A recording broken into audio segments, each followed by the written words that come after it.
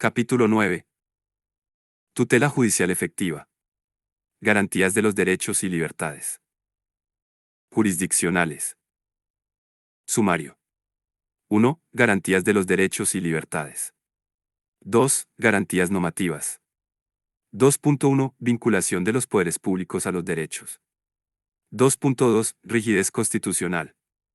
2.3. Garantías de su desarrollo legislativo. La reserva de ley. 2.4. Garantías sobre el contenido de los derechos y libertades. 2.5. Derechos garantía. 2.6. Exenciones de obligaciones. 2.7. Obligaciones y prohibiciones de la actuación de los poderes públicos. 3. Garantías. 3.1. Protección jurisdiccional genérica. 3.1.1. La tutela judicial efectiva. 3.1.2. El recurso de inconstitucionalidad. 3.1.3. El recurso previo de inconstitucionalidad. 3. 1.4. La cuestión de inconstitucionalidad. 3.2. Protección jurisdiccional específica. 3.2.1. Procedimiento preferente y sumario.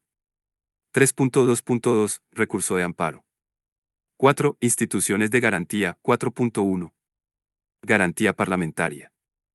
4.2. El Ministerio Fiscal. 4.3. El Defensor del Pueblo. 4.4. El Defensor del Pueblo Europeo. 1. Garantías de los derechos y libertades. Si ya en 1789 el artículo 16 de la Declaración de Derechos del Hombre y del Ciudadano afirmaba que la sociedad en la cual la garantía de los derechos no está asegurada ni la separación de poderes establecida, carece de constitución, tales principios siguen siendo en la actualidad requisito inexcusable de cualquier Estado democrático, siendo además el segundo instrumento del primero, la garantía y plena vigencia de los derechos. La validez del reconocimiento de los derechos y libertades se encuentra hoy, como ya intuyeron los representantes del pueblo francés en 1789, en la eficacia de sus garantías. Los derechos y libertades sostienen, como explicaremos después, el sistema democrático y forman también un elemento objetivo del sistema.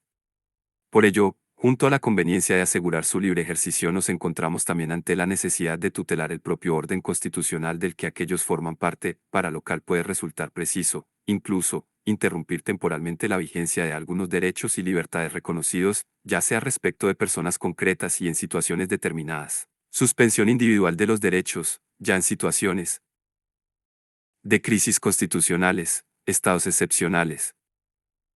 2.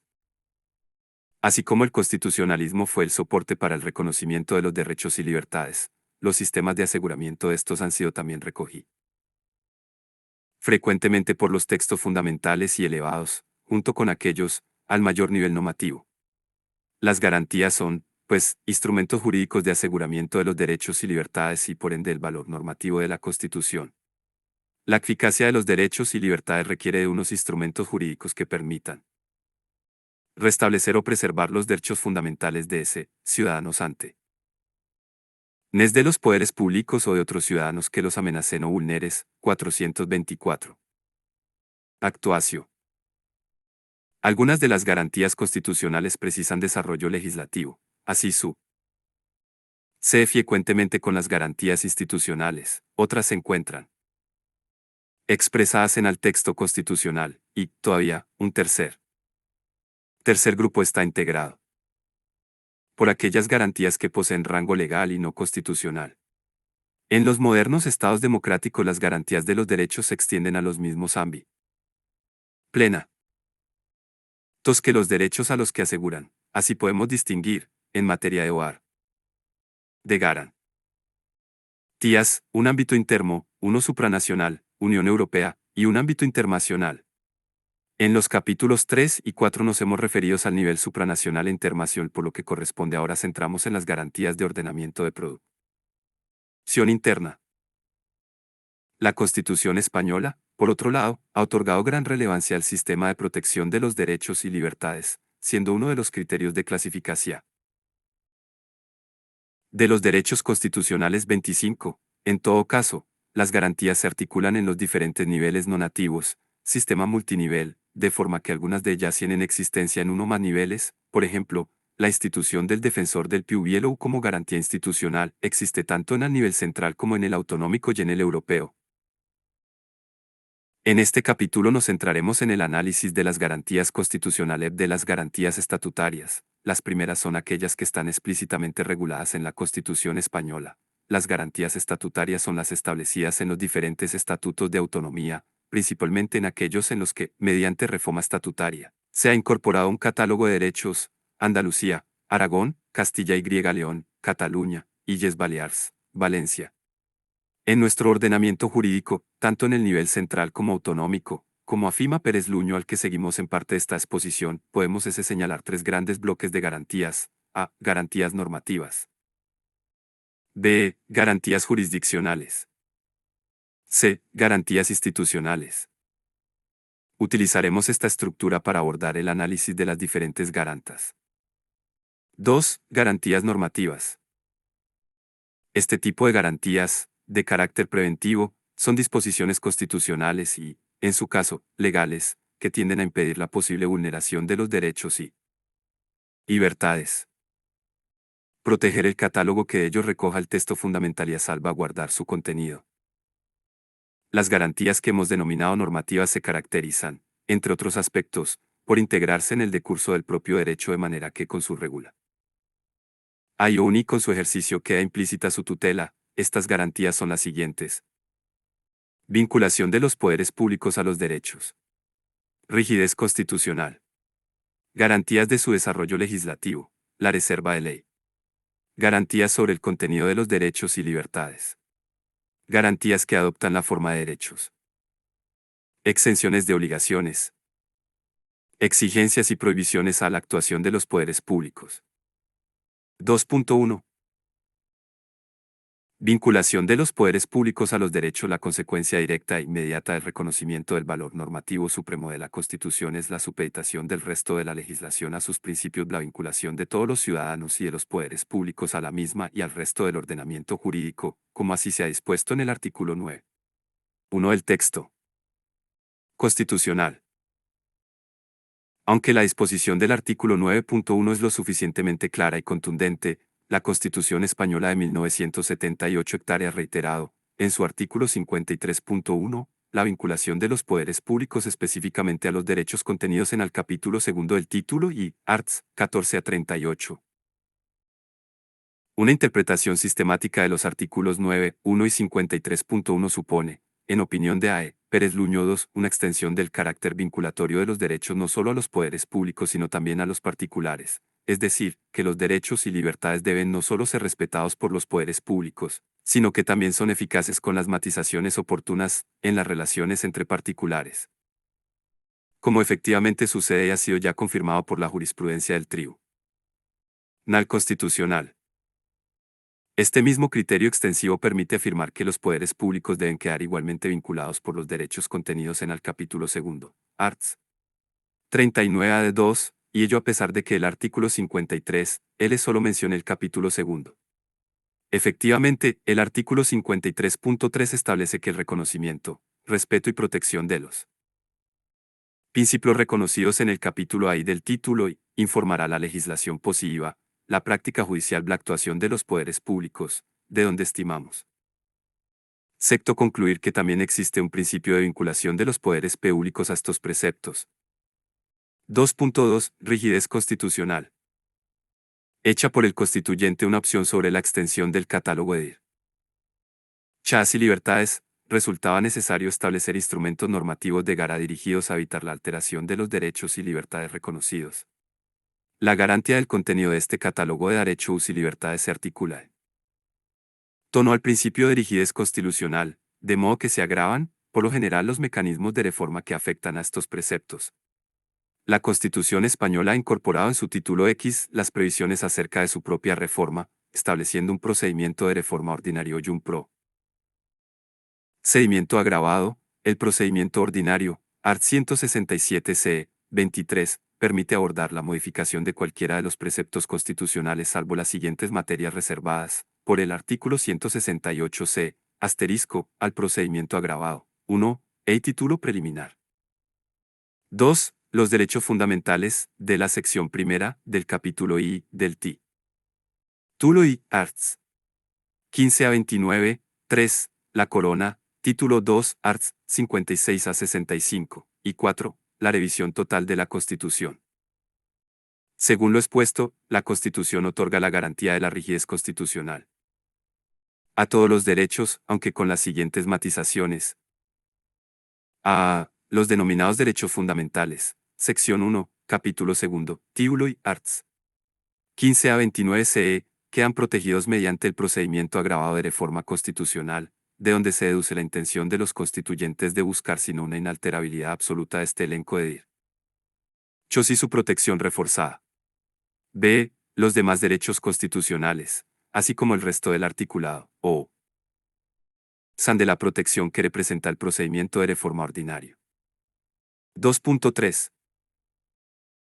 Garantías de su desarrollo legislativo. La reserva de ley y el principio de reserva de ley sustenta la garantía del desarrollo legislativo de los derechos y libertades. En ocasiones se establece reserva de ley orgánica, como sucede en nuestro ordenamiento jurídico, con la consiguiente exigencia de mayorías cualificadas para la aprobación de estas leyes.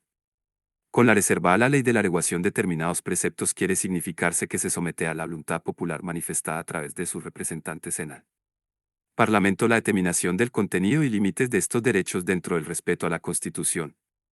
El principio de reserva de ley sustrae al Ejecutivo la facultad de regular directamente estas materias, aunque no, obviamente, la iniciativa de dicha regulación a través de proyectos de ley. La competencia de enmienda y aprobación la ejerce el Parlamento, que posee, además, su iniciativa propia a través de las proposiciones de ley en materia de derechos y libertades. La Constitución española establece el principio de reserva de ley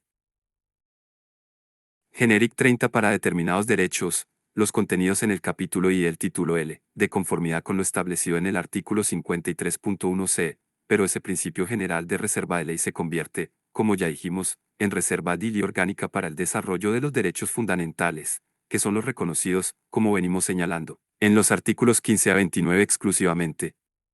La ley orgánica requiere, de conformidad con lo establecido en el artículo 81c, para su aprobación, modificación o derogación el voto favorable de la mayoría absoluta del Congreso, en una votación final sobre el conjunto del proyecto. El objetivo de reservar determinados preceptos a la regulación mediante ley orgánica no es otro que el de garantizar que, tanto su inicial desarrollo como su modificación o derogación, cuenten con un amplio consenso parlamentario, evitando así que mayorías no muy amplias en el Parlamento puedan regular o modificar el contenido de dichos preceptos. Por último, el artículo 86.1 de la Constitución establece que no podrá regularse mediante decreto-ley, entre otros aspectos, los derechos, deberes y libertades de los ciudadanos regulados en el título 1. Respecto de esta previsión constitucional se suscitó la duda acerca del alcance del mencionado artículo 86.1, distinguiéndose al menos dos tesis.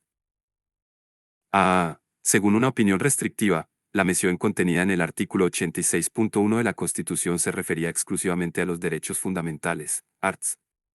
15 a 29 C, y, por tanto, venía a coincidir con la reserva de ley orgánica, es decir, los derechos fundamentales no podían ser objeto de regulación mediante decretos leyes porque debían ser regulados por ley orgánica, lo cual resultaba, cuando menos, reiterativo.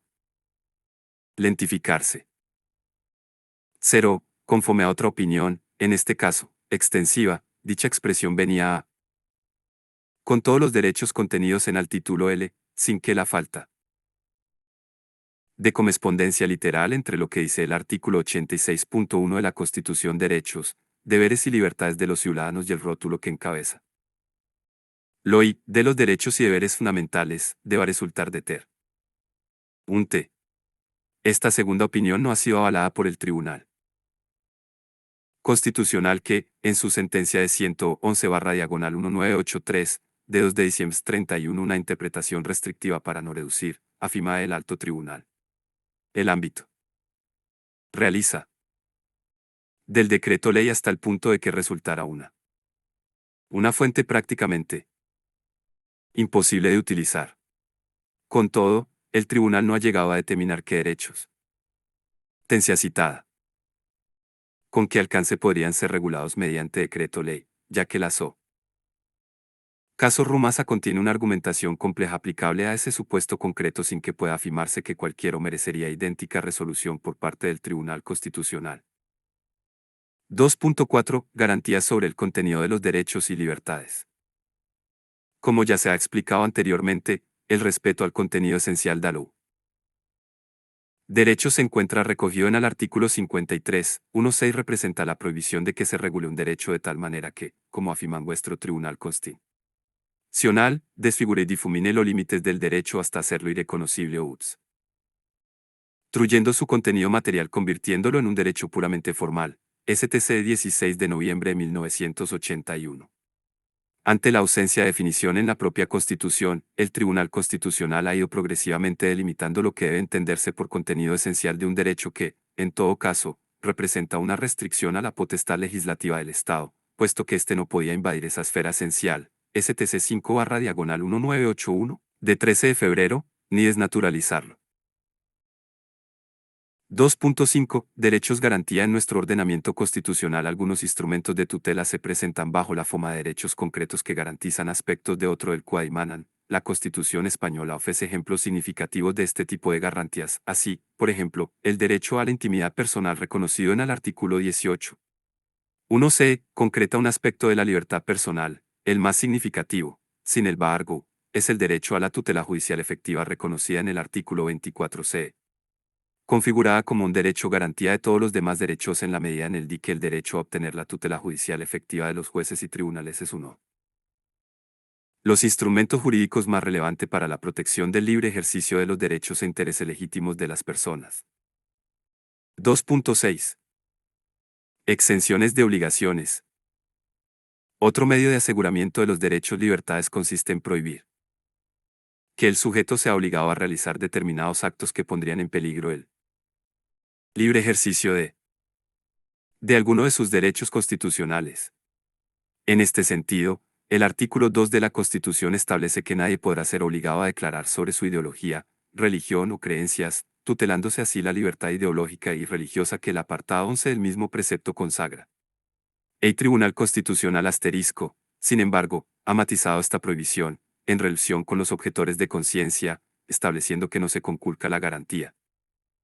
El artículo 16.12. Cuando se requiera del sujeto determinada información sobre su lío o no creencia siempre que ello sea consecuencia de una petición del propio interesado tal y como ya señalamos al tratar del ejercicio de los derechos y libertades. 2.7. Obligaciones y prohibiciones en la actuación de los poderes públicos. Encontramos también en la Constitución española que ciertas garantías de los derechos y libertades provienen del establecimiento de ciertos controles y exigencias a la actuación de los poderes públicos. Así, por ejemplo, a. Cuando se exige dar entrada a la opinión o actividad de los particulares en materia de enseñanza, art. 27.7c. B. Cuando se requiere resolución judicial previa a determinados actos de los poderes públicos, como la suspensión o disolución de asociaciones, art. 22.4c. La entrada en domicilios particulares, art. 18.2c. Estos casos, también deben verse, obviamente, desde la perspectiva de la garantía judicial que, en este caso, tiene carácter preventivo. C. Cuando se prohíbe realizar determinados actos que podrían alterar el libre ejercicio de los derechos y libertades, como realizar censura previa, artículo 20.2c. 3. Garantías jurisdiccionales. Podríamos definir las garantías jurisdiccionales como aquellas que pueden ser instadas para prevenir o reparar la vulneración de un derecho. Estos medios de aseguramiento de los derechos y libertades pueden manifestarse en forma de procesos, ya sean propiamente judiciales ordinarios o especiales, ya se substancien ante órganos jurisdiccionales sin carácter judicial. También pueden consistir en mecanismos de garantía que operan dentro de dichos procesos. En la Constitución española podemos distinguir, siguiendo a Pérez Luños, en 3. Una protección jurisdiccional genérica, que se refiere a la tutela de los derechos y libertades a través de las garantías jurisdiccionales que son comunes a todos los bienes e intereses del ordenamiento jurídico, y una protección específica, que puede obtenerse a través de o instancias creados exclusivamente para el aseguramiento de los procedimientos, derechos y libertades. 3.1. Protección jurisdiccional genérica. La protección jurisdiccional genérica, como se ha indicado, es un medio de aseguramiento de los derechos y de los demás intereses y bienes jurídicamente protegidos por el ordenamiento jurídico, respecto de la cual debemos distinguir la tutela judicial efectiva que se sustancia ante los jueces y tribunales ordinarios y el recurso de inconstitucionalidad ante el Tribunal Constitucional. 3.1.1 La tutela judicial efectiva. A. Concepto. El artículo 24.1 de la Constitución española consagra el acceso a la tutela judicial efectiva, en los siguientes términos. 1. Todas las personas tienen derecho a obtener la tutela efectiva de los jueces y tribunales en el ejercicio de sus derechos e intereses legítimos, sin que, en ningún pueda producirse indefensión. 2. Asimismo, todos tienen derecho al juez ordinario predeterminado por la ley, a la defensa y a la asistencia del letrado, a ser informados de la acusación formulada contra ellos, a un proceso público sin dilaciones indebidas y con todas las garantías. A utilizar los medios de prueba pertinentes para su defensa, a no declarar contra sí mismos, a no confesarse culpables y a la presunción de inocencia. Ley regulará los casos en que, por razón de parentesco de secreto profesional, no se estará obligado a declarar sobre hechos presuntamente delictivos. El apartado 1 del artículo 24c consagra el derecho a la tutela judicial efectiva para la defensa de los derechos e intereses de las personas, sin que, en ningún pueda durante el proceso producirse indefensión. Este derecho se encuentra también reconocido en el artículo 6 del Convenio Europeo de Derechos Humanos y ampliamente regulado, en sus diversas dimensiones, en el capítulo UE y Justicia, AELA. Carta de los Derechos Fundamentales de la Unión Europea, artículos 47a. 50. Esta. Como afirma el Tribunal Constitucional, ante un derecho relacional E1 SUU. Mental, STC 50/1985, de 29 de marzo. El artículo 24, 1 y 2 de la Constitución ha consagrado supuestos íntimamente relacionados entre sí, pero que merecen un tratamiento diferenciado, ya que mientras el apartado segundo se refiere preferentemente a las denominadas garantías procesales, el primero establece una garantía previa al proceso que vela porque éste curra por los cauces debidos. El apartado 2 tiende a la misma garantía, pero a través de los concretos instrumentos procesales que se citan en dicho apartado. STC 46/1982, de 12 de julio, la estrecha relación que, como hemos dicho, existe entre el 230. Estedis. Apartado primero y segundo del artículo 24 de la Constitución no significa, sin embargo, una mera redundancia, sino que, por el contrario, cada apartado de este precepto constitucional posee sustantividad propia, el derecho a la tutela judicial efectiva consagrado en el apartado primero del artículo 24, permite que un acto de los poderes públicos, en particular, de los órganos judiciales, que viole algunos de los derechos declarados en el apartado segundo del mismo precepto, suponga una violación de la tutela judicial efectiva consagrada en el apartado primero, SCTC 89/1985, de 19 de julio, 179/1993, de 31 de mayo. De otra parte, el derecho a la tutela judicial no es un derecho de libertad que pueda ejercitarse sin más y directamente a partir de la Constitución, sino, como afirma el Tribunal Constitucional, STC 99/1985, de 30 de septiembre, un derecho de prestación que requiere la articulación de unos cauces legales, es decir, se trata de un derecho de configuración legal. Dice al respecto el Tribunal Constitucional que estamos. Derecho de prestación que solo puede ser reclamado de jueces y tribunales ordinarios integrantes del Poder Judicial y paralelamente, dispensado en el ejercicio de la potestad jurisdiccional en todo tipo de procesos, sando y haciendo ejecutar. Lo juzgado, STC 205/1990, de 13 de diciembre. Como venimos afirmando respecto de otros derechos, la tutela judicial efectiva no es un derecho absoluto que pueda ejercitarse al margen del proceso establecido en la ley, sino que debe ejercerse dentro de los cauces legales y con sometimiento a los requisitos establecidos legalmente, siempre que tales requisitos no lo hagan impracticable o lo desnaturalicen. STC 149/1986, de 26 de noviembre. Sin embargo, el Tribunal Constitucional ha insistido en varias de sus sentencias, entre otras, STC 57/1985, de 29 de abril, en que ningún requisito formal puede convertirse en un obstáculo que impida injustificadamente un pronunciamiento sobre el fondo, de manera que no son admisibles aquellos obstáculos que resulten excesivos, que sean producto de un formalismo extremo y desproporcionado. Se trata, pues, de que la forma garantice y unifique el ejercicio del derecho a la tutela judicial, no que lo impida. B. Contenido. El derecho a la tutela judicial efectiva tiene un contenido complejo, ya que bajo esta denominación se comprenden también los siguientes derechos: el derecho de acceso a los jueces y tribunales. Derecho de acceso a la jurisdicción se concreta, como ha señalado el Tribunal Constitucional, en el derecho a ser parte en un proceso, poder promover la actividad jurisdiccional 1 pro de una decisión justa, STC 115/1984, de 3 de diciembre y otras posteriores. Desde la sentencia 37/1995, de 7 de febrero, el Tribunal Constitucional ha reiterado a el núcleo del derecho fundamental a la tutela judicial consagrado en el artículo 24. 1 se radica en el acceso a la jurisdicción que permite al ciudadano reivindicar lo que estime justo a su derecho, el derecho a obtener un fallo de los órganos jurisdiccionales fundado en d. Recho. Este derecho obliga a la motivación de las resoluciones judiciales tal y como prescribe el artículo 120.3 de la Constitución.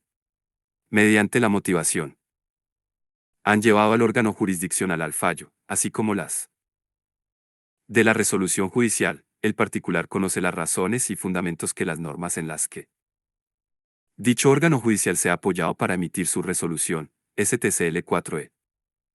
De 18 de enero. C14/1991. El derecho a que el fallo se cumpla o que ejecute y el recurrente sea repuesto en su derecho cero, en su caso, compensado, STC 26/1983, de 13 de abril.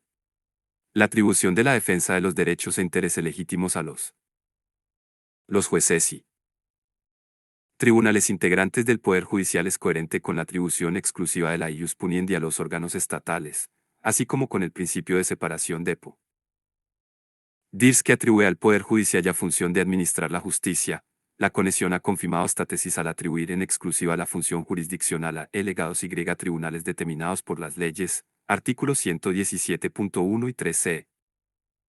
El artículo 24, 2c, consagra, en concreto, los siguientes derechos procesales.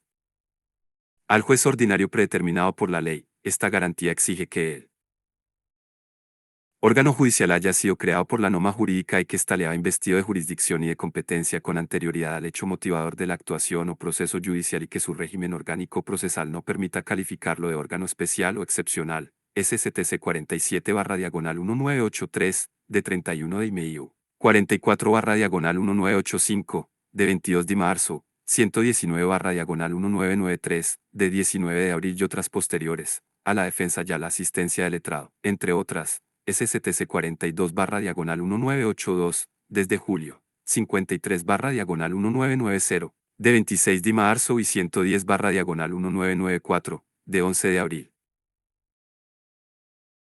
A ser informados de la acusación formulada, entre otras, STC 62/1994, de 28 de febrero, proceso público sin dilaciones indebidas y con todas las garantías, entre otras, SCTC 62/1982, de 15 de octubre, 96/1987, de 10 de junio, 35/1994, de 31 de enero.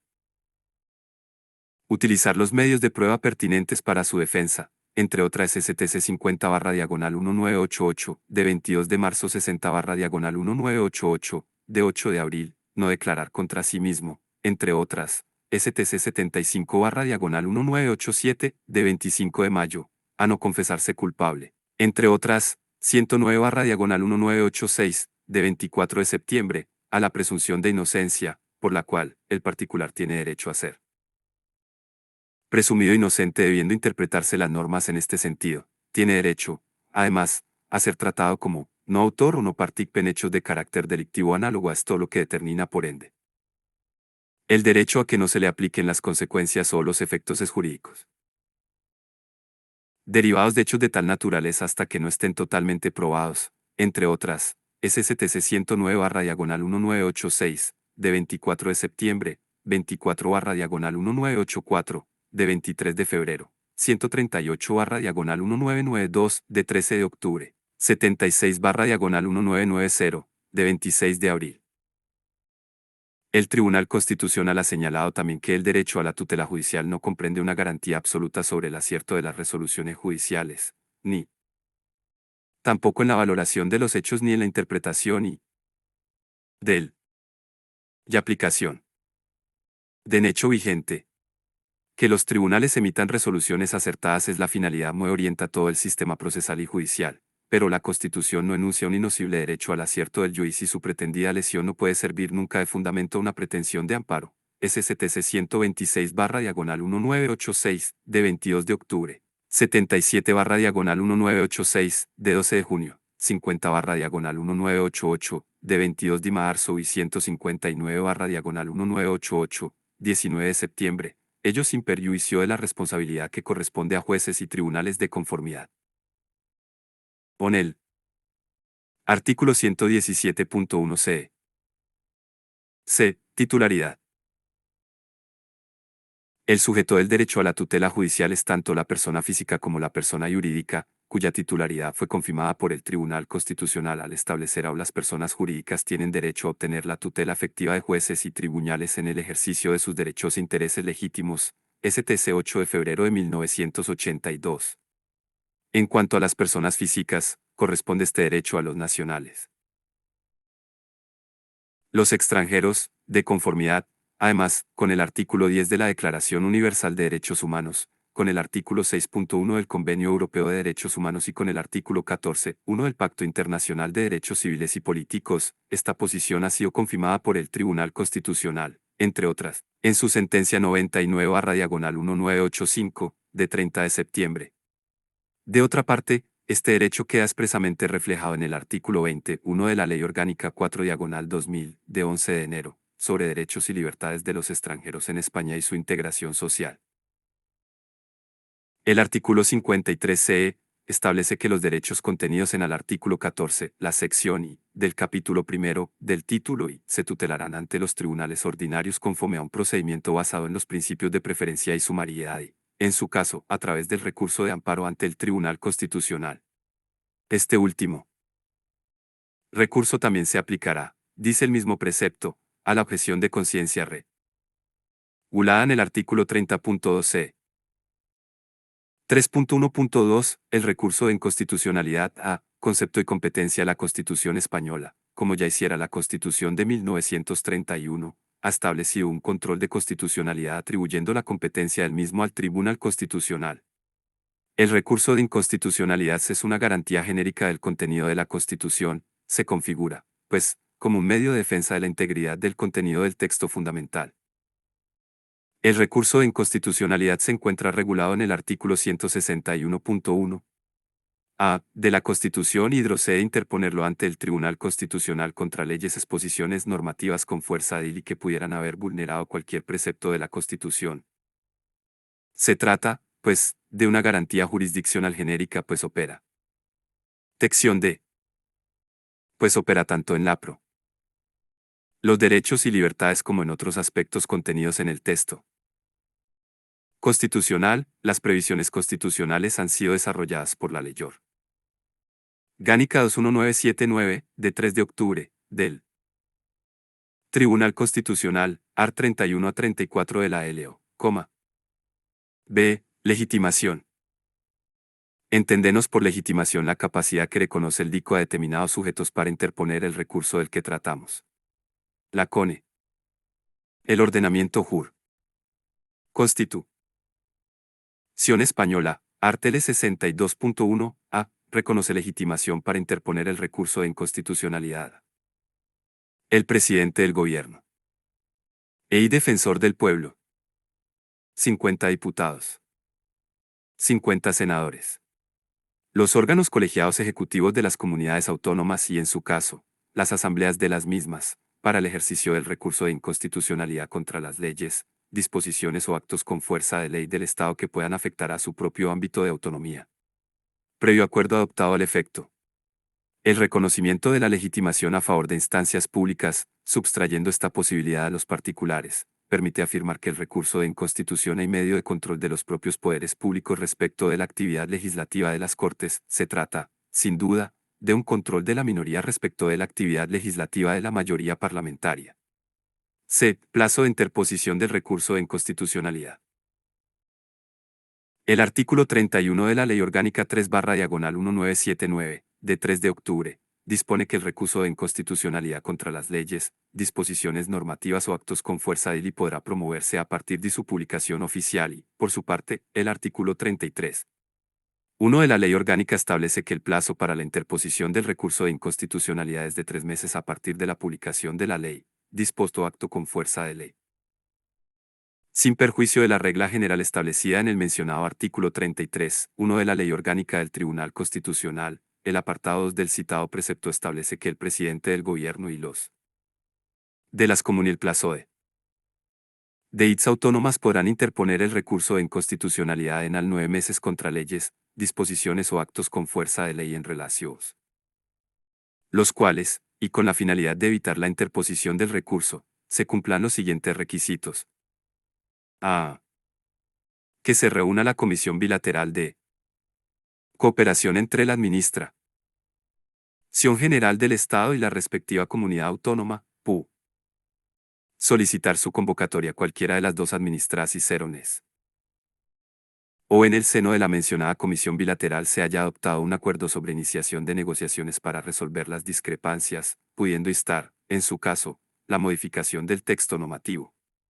Este acuerdo podrá hacer referencia a la invocación o no de la suspensión de la norma en el caso de presentarse el recurso en el plazo previsto en este apartado. C. Que el acuerdo sea puesto en conocimiento del Tribunal Constitucional por los órganos anteriormente mencionados dentro de los 3 meses siguientes a la publicación de la ley, disposición o acto con fuerza de ley.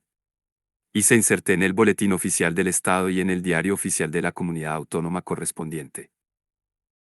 Así, pues, este apartado 2 del artículo 33 incluye un plazo específico mayor que el general del artículo 33, 1 en relación con recursos relativos al Estado autonómico a fin de permitir la solución de conflictos y evitar la interposición del correspondiente curso de inconstitucionalidad. Lo establecido en este apartado 2 del artículo 33 se entiende sin perjuicio de la facultad de interposición del recurso de inconstitucionalidad por los demás órganos y personas a que hace referencia el artículo 32 y que se citaron anteriormente. La demanda de impugnación se presenta ante el Tribunal Constitucional y en ella se deberán expresar la identidad de las personas u órganos que ejercitan la acción, o sus comisionados, identificando la ley, disposición o acto impugnado, en todo o un parte, y precisando el precepto constitucional que se entiende infringido. A los órganos legislativos. D. Tramitación. Una vez que la demanda sea admitida a trámite, el alto tribunal debe dar traslado de la misma al Congreso de los Diputados y al Senado, lo cual se realiza por conducto de sus presidentes, sea traslado igualmente al gobierno por conducto del Ministerio de Justicia. En el supuesto de que el objeto del recurso fuera una ley o disposición fuerza de ley dictada por una comunidad autónoma, se hará traslado también y ejecutivo de la comunidad afectada a fin de que puedan personarse en el procedimiento y formular las alegaciones que estimaren oportunas. Artículo 34.1 y LO. El apartado 2 del artículo 34 de la Ley Orgánica del Tribunal Constitucional establece que la personación y la formulación de alegaciones deberán hacerse en al plazo de 15 días. Transcurrido este plazo, la misma Ley Orgánica determina que el tribunal dictará sentencia en el plazo de 10, salvo que, mediante resolución motivada, el propio tribunal estime necesario un plazo más amplio que, en ningún caso, podrá exceder de 30 días. De otra parte, la Ley UE 2010, de 19 de febrero, de modificación de la Ley Orgánica IK 2/1979, de 3 de octubre, del Tribunal Constitucional, incorporó la disposición adicional quinta, que atribuye al Tribunal Constitucional el conocimiento de los reinterpuestos contra las normas forales fiscales de los territorios de Álava. Cursos interpuestos Guipúzcoa y Vizcaya, dictadas en el ejercicio de sus competencias exclusivas, garantizadas por la disposición adicional primera de la Constitución y reconocida c. El artículo 41, 2a, del Estatuto de Autonomía para el País Vasco, Ley Orgánica 31/1979, de 18 de diciembre El Tribunal Constitucional resolverá también las cuestiones que se susciten con carácter prejudicial por los órganos jurisdiccionales sobre la validez de las referidas disposiciones, cuando de ella dependa el fallo del litigio.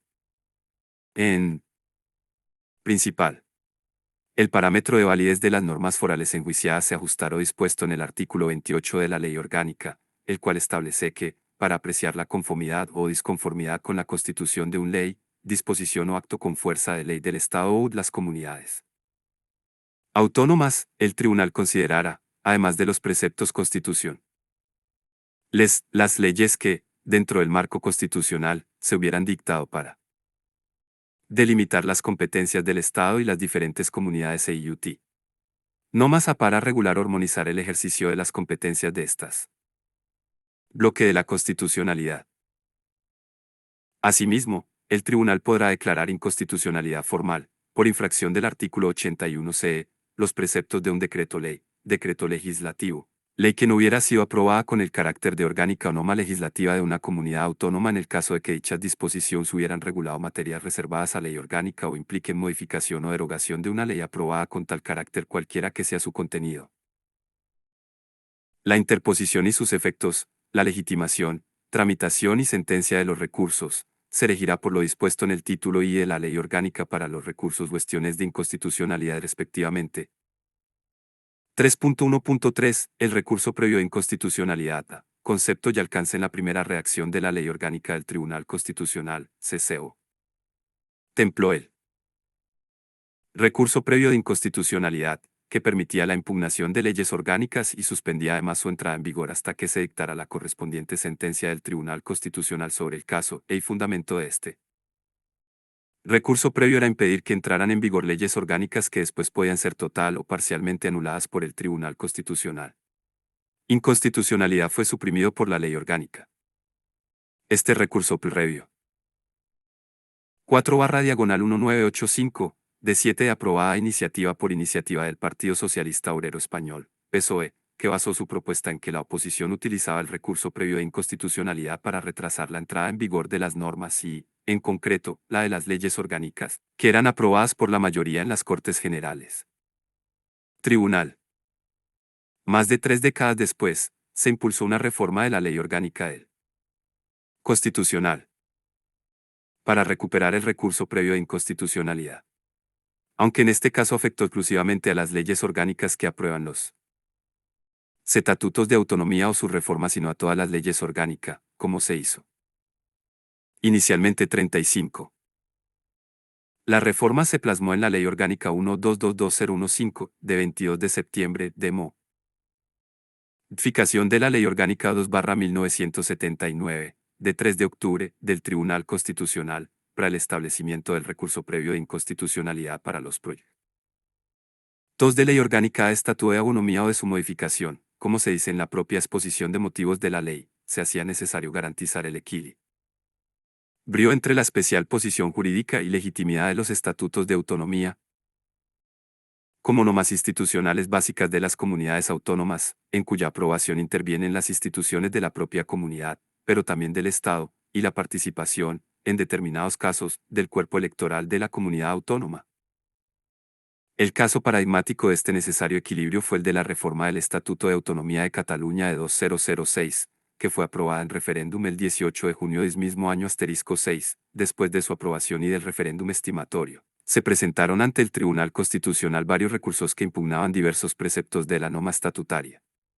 El Tribunal Constitucional resolvió dichos recursos, en algún caso, con la consiguiente declaración de inconstitucionalidad de determinados preceptos del Estatuto 7, lo que provocó con acento, no solo una reacción política de gran calado, sino también una diversidad de opiniones doctrinales sobre si las reformas estatutarias debían someterse a referéndum antes de someterse, en su caso, al control de constitucionalidad del Tribunal Constitucional. La reforma de la ley del Tribunal Constitucional de 2015 es, por tanto, la respuesta a esta última cuestión y se decanta por considerar que es preferible someter a control de constitucionalidad la reforma del Estatuto a través del recurso previo de inconstitucionalidad, antes de que, en su caso, se pronuncie el pueblo en referéndum. El alcance de la reforma afecta a los siguientes 3 preceptos de la Ley Orgánica del Tribunal Constitucional. Se modifica el artículo 2 para incluir entre las funciones del Tribunal Constitucional la del control previo de inconstitucionalidad en el supuesto previsto en el artículo 79 de la presente ley. Se añade un nuevo epígrafe, dice en el artículo 10.1, que regula los ámbitos de los que conoce el Tribunal Constitucional, que dice, menor que de los recursos previos de inconstitucionalidad contra proyectos de estatutos de autonomía y contra propuestas de reforma de los estatutos de autonomía, mayor que autónomo. Se añade un nuevo título bis y un nuevo artículo 79, cuyo contenido se comenta en los apartados siguientes. B. Legitimación y objeto. El artículo 79.1 y 2 de la LO que establece que son susceptibles de recurso de inconstitucionalidad, con carácter previo, los proyectos de estatutos de autonomía y las propuestas de reforma de los mismos, y que el recurso previo tiene por objeto la impugnación del texto definitivo del proyecto de estatuto o de la propuesta de reforma de un estatuto, una vez aprobado por las Cortes Generales. En cuanto a la legitimación, el artículo 79.13 Leotex se remite a quienes tienen y la Ley Orgánica, art. 32, dicha. El recurso de inconstitucionalidad contra estatutos de autonomía. Legitimados. A. El presidente del gobierno. B. El defensor del pueblo. C. 50 diputados. D. 50 senadores. Para interponer, por tanto, están. Y, junto a los anteriores, tienen igual legitimidad los órganos colegiados ejecutivos y las asambleas de las comunidades autónomas, ya que el apartado 2 del mismo artículo 32 les reconoce esta legitimación para recurrir las leyes, disposiciones o actos con fuerza de ley del Estado que puedan afectar a su propio ámbito de autonomía, ***. Se requiere, pues, una afectación al ámbito propio que, en todo caso, tendría siempre la comunidad autónoma afectada por el estatuto en cuestión y, posiblemente, otras comunidades. C. Plazo de interposición del recurso previo de inconstitucionalidad. El plazo para la interposición del recurso previo es sumamente breve, 3 días desde la publicación del texto aprobado en el Boletín Oficial de las Cortes Generales, publicación que se produce tras la aprobación definitiva en la Cámara. La interposición del recurso suspende automáticamente todos los trámites subsiguientes, AN 79.4 LOC. Por tanto, el texto del Estatuto de su reforma no pueden ser objeto de ninguna otra tramitación hasta que se pronuncie el Tribunal Constitucional. Para evitar dilaciones excesivas, el Tribunal Constitucional debe resolver el recurso previsero en plazo improrrogable de 6 meses. En los supuestos en los que el proyecto de estatuto o la propuesta de reforma del mismo deba ser sometida a referéndum en el territorio de la respectiva comunidad autónoma, dicho referéndum no podrá convocarse hasta que el Tribunal Constitucional se haya pronunciado y, además, se hayan suprimido o modificado, por las Tribunal Electoral de Cortes Generales, en su caso, los preceptos declarados inconstitucionales por el TRI. Constitucional, art. 79.5 LOT. Con esta previsión se evita que el cuerpo de una comunidad autónoma se pronuncie sobre un texto o partes del mismo que, posteriormente, puedan ser declarados inconstitucionales. D. Tramitación.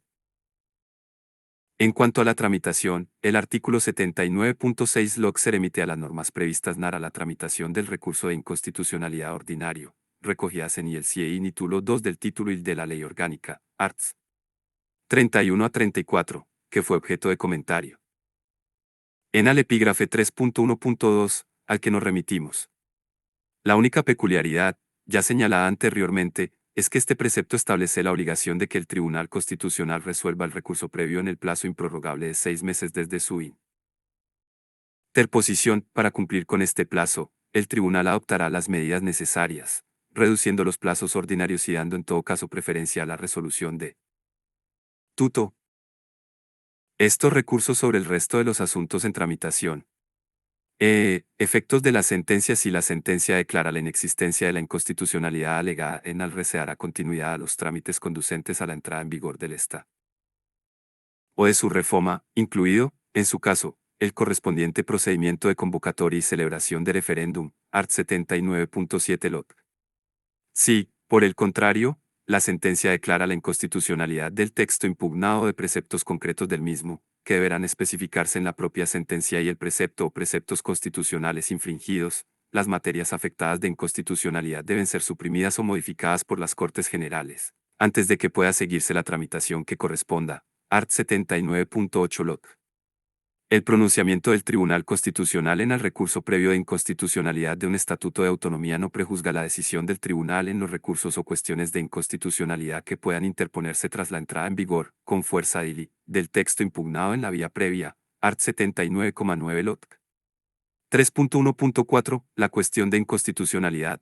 Concepto. La cuestión de inconstitucionalidad es un procedimiento que permite al juez no consultar al Tribunal Constitucional sobre la posible inconstitucionalidad de uno o más preceptos de una norma con rango de cuya validez dependa el fallo en un caso concreto. Art. 5.2 Loi, en España, pues, junto al control abstracto de las normas, recurso de inconstitucionalidad, se admite, a través de la cuestión, que los jueces y tribunales intervengan en la defensa del principio de supremacía de la Constitución ayudando, con su intervención, a garantizar la constitucionalidad de la Ley 439. Los jueces y tribunales elevan la cuestión de inconstitucionalidad cuando, según establece el artículo 5.3 de la LOBI, por vía interpretativa no sea posible la dación de la norma al ordenamiento constitucional. Manifestándose así el principio de interpretación conforme, principio que no solo vincula a jueces y TN. Claramente, Buñales, sino también al propio Tribunal Constitucional que debe siempre posible realizar una interpretación que favorezca la permanencia en él. Siempre que sea ordenamiento de los preceptos enjuiciados 40. Dispone el artículo 163 de la Constitución 41 que, en estos casos, el órgano parte, si al planteará la cuestión ante el Tribunal Constitucional, de oficio o a instan. El artículo 35.1 de la Ley Orgánica 2/1979, de 3 de octubre, del Tribunal Constitucional establece que, cuando un juez o tribunal, de oficio o a instancia de parte, considere que una norma con rango de ley aplicable al caso y de cuya validez dependa el fallo pueda ser contraria a la Constitución, planteará la cuestión al Tribunal Constitucional con sujeción a lo dispuesto en esta ley. No se trata, como ha señalado el Tribunal Constitucional, de una acción concedida a los órganos judiciales para impugnar de modo directo y con carácter abstracto la validez de la ley, sino un instrumento puesto a disposición de aquellos para conciliar la doble obligación en que se encuentra de actuar sometidos a la ley ya la Constitución, STC 17, 1981, de 1 de junio. Mediante este instrumento jurídico los jueces y tribunales adquieren la facultad de interpretar la ley en función de la Constitución, realizando una comparación entre ellas de la que deriva una consecuencia jurídica. STC 14/1981, de 29 de abril, que, en su caso, fundamentará la elevación de la acusación de inconstitucionalidad ante el Tribunal Constitucional, el cual, sin embargo, tiene reservada la competencia para declarar finalmente si existe o no vulneración de la Constitución y, en su caso, dictar la inconstitucionalidad. STC 2 de febrero de 1981, el juez o tribunal debe, como ha declarado el Tribunal Constitucional, inaplicar ley y preconstitucional si entienden que han quedado derogadas por la Consu de 1981 febrero. Y, solo en caso de duda, elevar la cuestión al Tribunal Constitucional, STC 2 de. La cuestión de inconstitucionalidad puede activarse tanto para uno normas preconstitucionales como posteriores a la Constitución. B. Tramitación. El órgano judicial, según dispone el art. 35.2 de la Ley Orgánica del Tribunal Constitucional, solo podrá plantear la cuestión una vez concluso el procedimiento y dentro del plazo para dictar sentencia o la resolución jurisdiccional que procediese, debiendo concretar la ley o norma con fuerza de ley cuya constitucionalidad se cuestiona, el precepto constitucional que se supone infringido, y especificar y justificar en qué medida la decisión del proceso depende de la validez de la norma en cuestión. Antes de adoptar mediante auto su decisión definitiva, el órgano judicial debe ofrecer a las partes y al Ministerio Fiscal para que en el plazo común e improrrogable de 10 días puedan alegar lo que deseen sobre la pertinencia de plantear la cuestión de inconstitucionalidad o sobre el fondo de esta. A continuación, y sin más trámite, el juez resolverá en el plazo de 3 días. El auto que se dicte no será susceptible de recurso de ninguna clase. No obstante, la cuestión de inconstitucionalidad podrá ser intentada de nuevo en las sucesivas instancias o grados en tanto no se llegue a sentencia fine. El planteamiento de la cuestión de constitucionalidad origina la suspensión provisional de las actuaciones en el proceso judicial hasta que el Tribunal Constitucional pronuncie sobre su admisión. Si el Tribunal Constitucional admitiera la cuestión de inconstitucionalidad, el proceso judicial permanecerá suspendido hasta que el Tribunal Constitucional resuelva definitivamente sobre la cuestión. Admitida por el Tribunal Constitucional la cuestión de inconstitucionalidad, quienes sean parte en el procedimiento judicial podrán personarse ante el Tribunal Constitucional dentro de los 15 días siguientes a su publicación, para formular alegaciones, en el plazo de otros 15 días. El Tribunal Constitucional dará traslado de la cuestión al Congreso de los Diputados y al Senado, por conducto de sus presidentes, al Fiscal General del Estado, al Gobierno, por conducto del Ministerio de Justicia, y, en caso de afectar a una ley o ley. Hora disposición normativa con fuerza de ley dictadas por una comunidad autónoma, a los órganos legislativo y ejecutivo de la misma, todos los cuales podrán personarse y formular alegaciones sobre la cuestión planteada en el plazo común improrrogable de 15 días. Concluido el procedimiento, el Tribunal Constitucional dictará sentencia en el plazo de 15 días, salvo que estime necesario, mediante resolución motivada, un plazo más amplio, que no podrá exceder de 30 días. El tribunal puede rechazar, en trámite de admisión, la cuestión de inconstitución, mediante auto y sin otra audiencia que la del Fiscal General del Estado, en de casos, en los que, menor que faltar en las condiciones procesales o fuere notoriamente dada, decisión que debe ser motivada, art. 37 Loc. El Tribunal Constitucional le puede plantearse también una autocuestión de inconstitucionalidad. Esta posibilidad se encuentra reconocida en el artículo 55.2 de la Ley Orgánica del Tribunal Constitucional 2 y permite que, cuando el Tribunal Constitucional estime un recurso de amparo, porque uno o más preceptos de la ley aplicada lesiona derechos fundamentales, la Sala del Tribunal Constitucional Keresgeek. Recurso de amparo elevará la cuestión al Pleno del Tribunal, que podrá declarar la inconstitucionalidad de lo de los preceptos de dicha ley vulneradores de la Constitución. Nueva sentencia, dictaminando su expulsión del ordenamiento jurídico c. La depuración de normas preconstitucionales. La cuestión de inconstitucionalidad permite la depuración del ordenamiento jurídico respecto de las normas preconstitucionales. La entrada en vigor del texto constitucional no hizo desaparecer automáticamente todo el ordenamiento jurídico ante la disposición derogatoria de la Constitución asterisco. Establece la expulsión del ordenamiento de una serie de normas de forma expresa y, en general, de cuantas de esas posiciones se opongan a lo establecido en ella permitiendo, por el contrario, la supervivencia de todas cuantas normas anteriores no vulneraran los principios constitucionales. Por lo tanto, expulsaba la coexistencia de la Constitución con normas preconstitucionales, siempre que éstas no se opongan en todo o en parte a los preceptos constitucionales asterisco, dado el distinto carácter del régimen actual del que se mantuvo hasta 1975, se ha producido paulatinamente una profunda renovación de nuestro ordenamiento, especialmente en materia de derechos y libertades, pero no se puede excluir totalmente la existencia de algunas leyes anteriores a la Constitución que son coherentes con esta y permanecen, por ello, en el ordenamiento actual. El alcance normativo de la Constitución se manifiesta también ante situaciones que, creadas bajo la vigencia de leyes preconstitucionales contrarias al texto fundamental vigente, no hayan agotado sus efectos al día de entrada en vigor de la Constitución, considerándose que los efectos que pudieran producirse como consecuencia de aquella regulación preconstitucional estarían viciados de inconstitucionalidad. Tal es así que, por ejemplo, no podrían mantenerse en la actualidad disposiciones testamentarias creadas al amparo de la ley anterior que discriminara a los hijos por razón de su nacimiento dentro o fuera del matrimonio, pues lo prohíben los artículos L asterisco 39.2 de la Constitución. Estas situaciones son cada vez más improbables cuanto más tiempo pasa desde la aprobación de la Constitución. 3.2. Protección jurisdiccional específica. Denominamos protección jurisdiccional específica aquella que el ordenamiento jurídico ha creado exclusivamente para la defensa de unos o más derechos.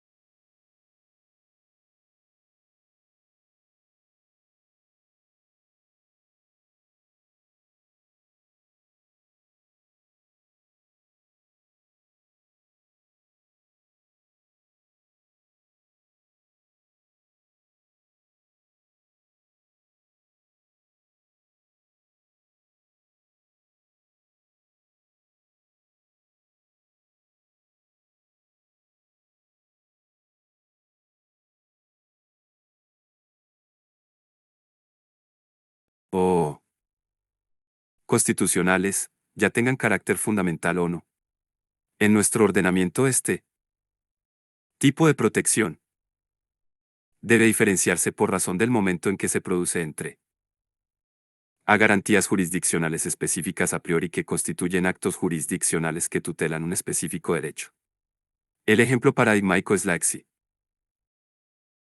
de resolución judicial para la disolución o suspensión de las actividades de las asociaciones, que garantiza el derecho fundamental de asociación contemplado en el artículo 22 de la Constitución. B. Garantías jurisdiccionales específicas a posteriori que se articulan a través del habeas corpus asterisco, del procedimiento preferente y sumario ante los tribunales ordinarios y del recurso de amparo ante el Tribunal Constitucional. 3.2.1. Procedimiento preferente y sumario. Como ya hemos señalado, el artículo 53.2 de la Constitución establece que la defensa de los derechos máximamente tutelados, arts. 14 a 29 y objeción de conciencia al artículo 30.2c, se realizará mediante un procedimiento basado en los principios de preferencia y sumariedad. Este mandato se ha cumplido articulando varios procedimientos según los supuestos, pero, en todo caso, basados en los principios constitucionales citados. A. La preferencia implica un mandato al legislador para que articule los procedimientos adecuados de la tutela a la que se refiere el artículo 53.2. C. De modo que los procesos relativos a los derechos máximamente protegidos sean incoados inmediatamente después de la presentación del escrito en él. Que quede planteada la pretensión que los motiva, sin esperar el turno que pudiera corresponderles ordinariamente y sean resueltos sin esperar el orden habitual de señalamiento para deliberación y fallo determinado por el momento de la conclusión de su tramitación 446, el Tribunal Constitucional ha confirmado que la preferencia a la que alude el apartado 2 del artículo 53 de la Constitución significa prioridad absoluta en la recepción y tramitación del caso, STC 81/1992, de 28 de mayo. B. La sumariedad puede ser entendida en tres sentidos. Como proceso que tiene limitado su objeto, los medios de pruebas y otros elementos del proceso a fin de conseguir una mayor celeridad en la tramitación. Estos procedimientos carecen, como señala el autor citado, de fuerza de cosa juzgada material y la misma pretensión puede volver a ser debatida en un proceso declarativo posterior. 4. Como proceso que tiene limitado su objeto a determinadas cuestiones, con lo que viene a coincidir con el concepto de procedimiento especial. Tiene una tramitación peculiar que favorece la 3. Como proceso que tiene solución más rápida del caso, pero sin pérdida de garantías y con la posibilidad de realizar todos los trámites procesales que sean requeridos.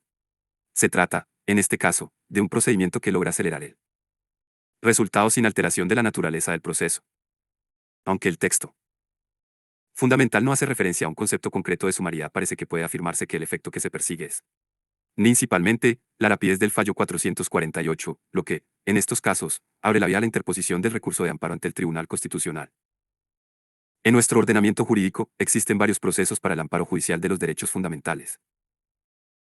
A. Civil en el ámbito del proceso civil, incluida la tutela de los derechos fundamentales al honor, la intimidad y la propia imagen, regulados en la Ley Orgánica 1/1982 de 5 de mayo sobre protección al honor, la intimidad personal y la propia imagen. Se aplica el artículo 249.2 de la Ley 1/2000, de 7 de enero, de enjuiciamiento civil, que dispone que se decidirán en el juicio ordinario, cualquiera que sea su cuantía. 2. Grado las demandas que pretendan la tutela del derecho al honor, a la intimidad y a la propia imagen y las que pidan la tutela judicial civil de cualquier otro derecho fundamental. Salvo las que se refieran al derecho de rectificación, en estos procesos, será siempre parte del Ministerio Fiscal y su tramitación tendrá carácter preferente. B. Penal en el ámbito del proceso penal. La Ley 38/2002, de 24 de octubre, de reforma de la Ley de Enjuiciamiento Criminal sobre procedimiento para el enjuiciamiento rápido e inmediato de determinados delitos y faltas, de modificación del procedimiento abreviado. Dio nueva redacción al título 2 del libro 4 de la Ley de Enjuiciamiento Criminal, procedimiento abreviado, y su disposición derogatoria única, declaró derogados los artículos 1 a 5 de la Ley 62/1978, de 26 de diciembre, de protección jurisdiccional de los derechos fundamentales de la persona que se aplicaban, en el ámbito penal, hasta ese momento para la tutela de los derechos fundamentales. Actualmente, el procedimiento abreviado canaliza la protección jurisdiccional respecto de aquellos tipos penales que pudieran afectar a derechos fundamentales regulados en el Código Penal. C. Habeas corpus. Ley Orgánica 6/1984, de 24 de mayo, reguladora del procedimiento de habeas corpus, establece, en su artículo 1, que a través del procedimiento del menor que habeas corpus, se podrá obtener la inmediata puesta a disposición de la autoridad judicial competente de cualquier persona detenida ilegalmente.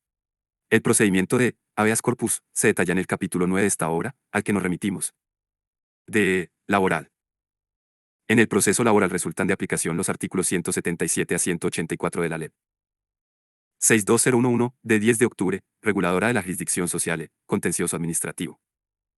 Por lo que respecta al proceso contencioso administrativo, que puede instarse para la defensa de la igualdad, art. 14c, y de los derechos fundamentales, arts.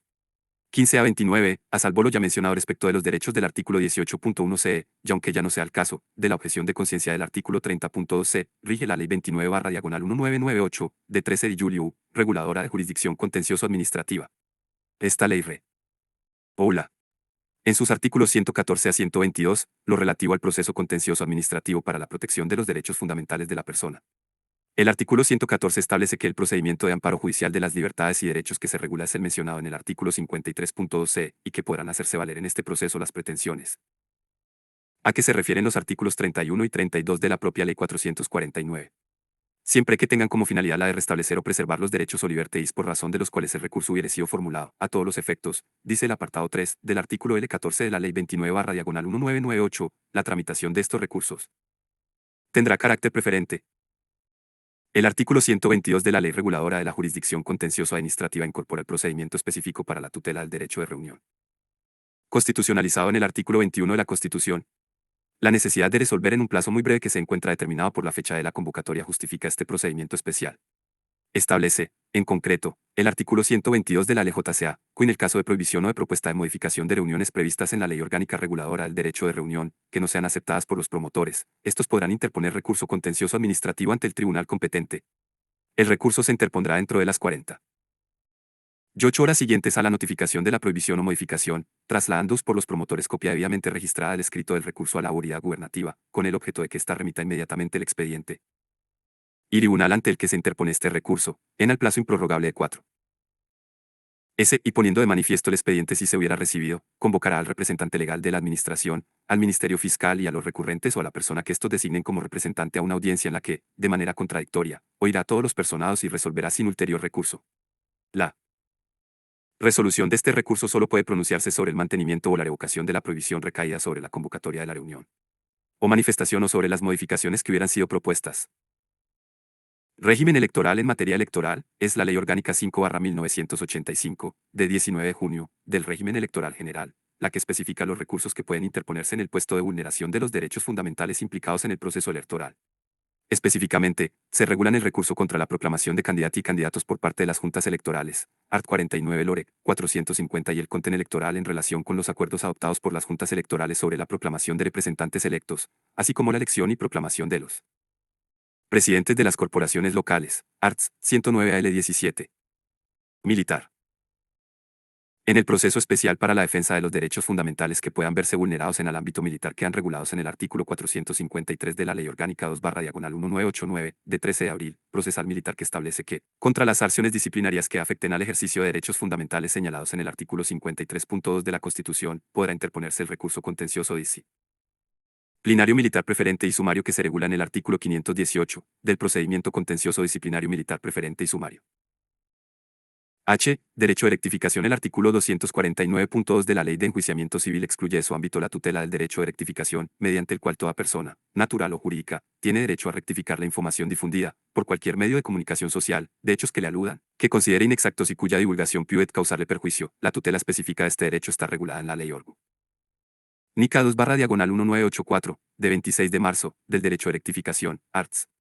1/8 LO de Rec.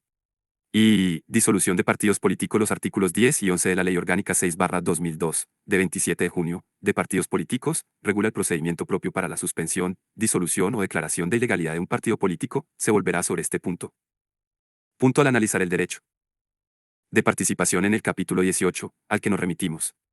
3.2.2, recurso de amparo 1, concepto.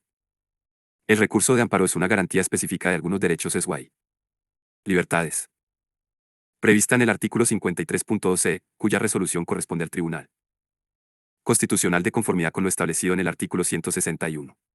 1b, c. A y igual que en el caso del recurso de inconstitucionalidad, la Ley Orgánica 2/1979, de octubre, del Tribunal Constitucional ha desarrollado lo concerniente al procedimiento y consecuencias jurídicas de este recurso. La Constitución española, como ya dijimos, ha establecido un conjunto de garantías que se extienden a todos los derechos constitucionales, y, también, a otros aspectos del ordenamiento, aunque ha previsto igualmente unas garantías específicas aplicables solo a un muy reducido número de derechos. Este es el caso del recurso de 2. Amparo. Derechos protegidos. Los derechos que pueden ser tutelados mediante el recurso de amparo coinciden con los que son objeto de tutela preferente y sumaria. A. La igualdad consagrada en el artículo 14 de la Constitución, no así el valor igualdad recogido en el artículo 1, ni el principio de igualdad real y efectiva reconocido en el artículo 9.2. B. Los derechos fundamentales comprendidos en la reiterada sección 1, del capítulo LI, del título I, arts. 15 a 29. C. La objeción de conciencia al servicio militar reconocida en el artículo 30.2c, hoy sin operatividad al haberse suprimido el servicio militar obligatorio, pero no el resto del artículo 30, ni siquiera el resto del apartado segundo en el que se reconoce la objeción de conciencia. El artículo 53.2 establece que procederá el recurso de amparo exclusivamente para la tutela de la objeción de conciencia y no para lo establecido en el resto del artículo. En cuanto a los derechos objeto del recurso de amparo, el problema jurídico que se plantea es el de determinar cuáles son los derechos y libertades que se contienen en los preceptos antes aludidos y qué materia, por el contrario, aún incluida en dichos preceptos, no puede ser considerada como derechos y libertades y, por tanto, no está comprendida en el ámbito de protección del recurso de amparo 51. Así sucede, por ejemplo, con el artículo 25.2c, relativo a los principios que deben regir las penas privativas de libertad, y a los derechos de los privados de libertad, acerca del cual el y Tribunal Constitucional tempranamente señaló que no son, en sentido estricto, dignos y libertades sino principios y mandatos al legislador y que por ello no cabe interponer recurso de amparo por violación de los mismos, SCTC 2/1987, de 21 de enero, 28/1988, de 23 de febrero. Rororolado, no procede interponer el recurso de amparo por violación de los derechos contenidos en los tratados y convenios internacionales válidamente ratificados adus por España, sino en la medida en la que el derecho presuntamente violado se encuentre dentro de los protejos por el recurso de amparo de conformidad con el dúculo 53.2c. El Tribunal Constitucional, sin perjuicio de la labor interpretadora te pueda realizar a partir del reconocimiento internacional de un derecho, no admitirá como fundamento del recurso de amparo la violación de un tratado. Como se señaló antes, que el derecho en cuestión se encuentre en el ámbito por la Constitución.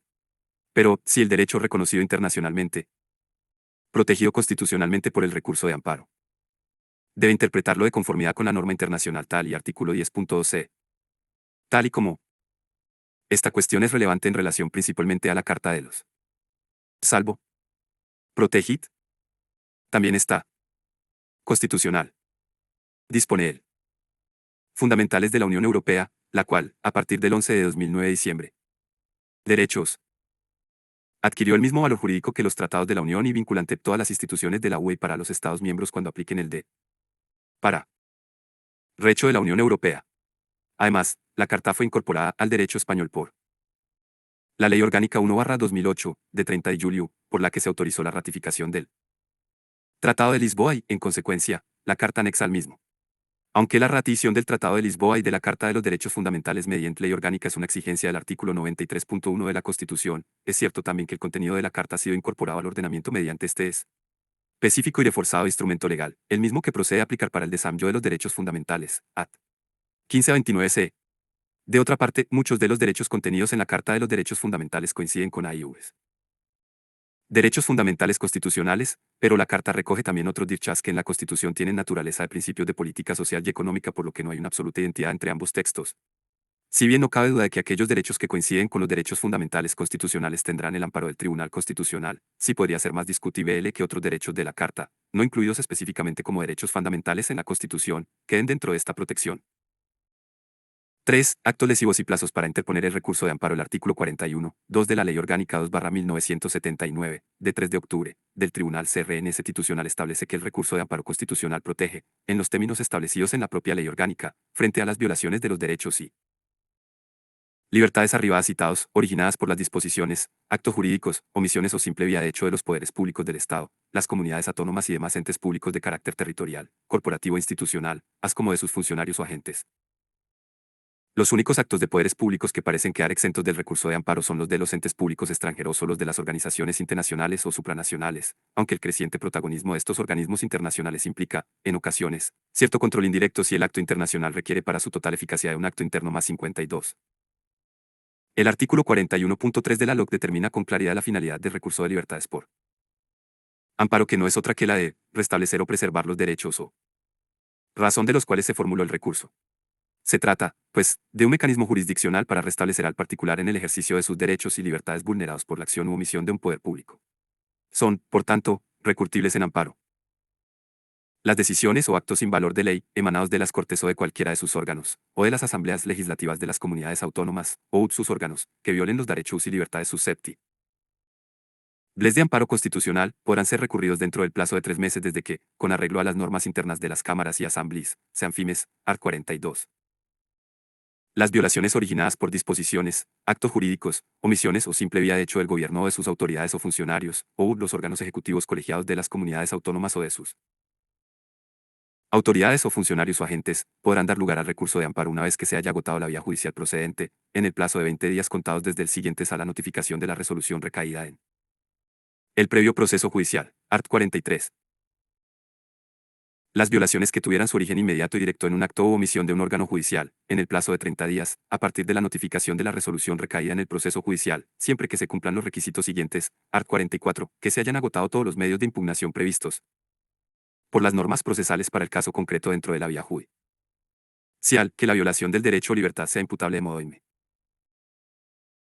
y directo a una acción o omisión del órgano judicial con independencia de los hechos que dieron lugar al proceso en que aquellas se produjeron, acerca de los que, en ningún caso, entrará a conocer el Tribunal Constitucional, que se haya denunciado formalmente en el proceso, si hubo oportunidad, la vulneración del derecho constitucional tan pronto como, una vez conocida, hubiera lugar para ello.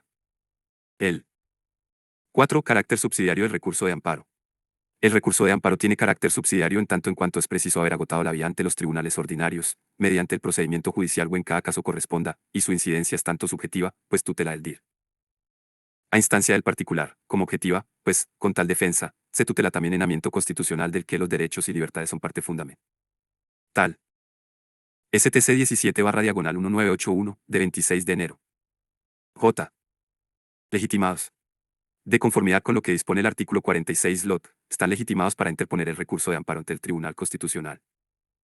A. Toda persona, natural o jurídica, que invoque el defensor del pueblo y el Ministerio Fiscal, por interés legítimo, así, por actos o como decisiones sin valor dili, emanados de las Cortes o de cualquiera de sus órganos, o las asambleas legislativas de las comunidades autónomas o de sus orga. Nos. B. Toda persona natural o jurídica que haya sido parte en el proceso judicial correspondiente, el defensor del pueblo y el Ministerio Fiscal, por disposiciones, actos jurídicos o simple vía de hecho del gobierno o de sus autoridades o funcionarios, o de los órganos ejecutivos colegiados de las comunidades autónomas o de sus autoridades, funcionarios o agentes, o las violaciones de derechos que provengan en un acto u omisión de un órgano judicial.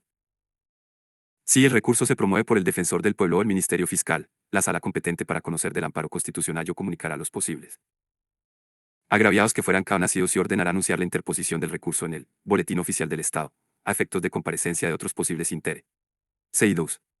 Dicha publicación tendrá carácter preferente. De otra parte, la ley orgánica permite comparecer en el proceso de amparo constitucional, con el carácter de demandado o con el de coadyuvante, a las personas favorecidas por la decisión, acto hecho debido al cual se formule el recurso OB. Ostenten un interés legítimo en el mismo. Además, el Ministerio Fiscal debe intervenir en todos los procesos de amparo, en defensa de la legalidad, de los derechos de los ciudadanos y el interés público tutelado por la ley. 6. Tramitación.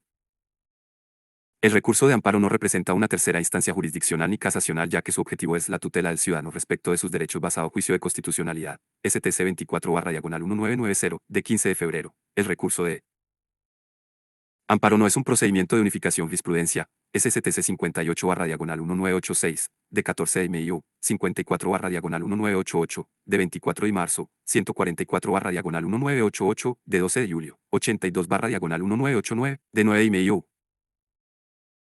Al respecto, el Tribunal Constitucional ha afirmado en reiteradas ocasiones que no le corresponde la unificación de los criterios judiciales, ni por ello, decidir la pauta a seguir en el futuro en el orden estrictamente procesal, pues la interpretación de los requisitos legales exigibles para tener acceso al recurso es un tema de mera legalidad.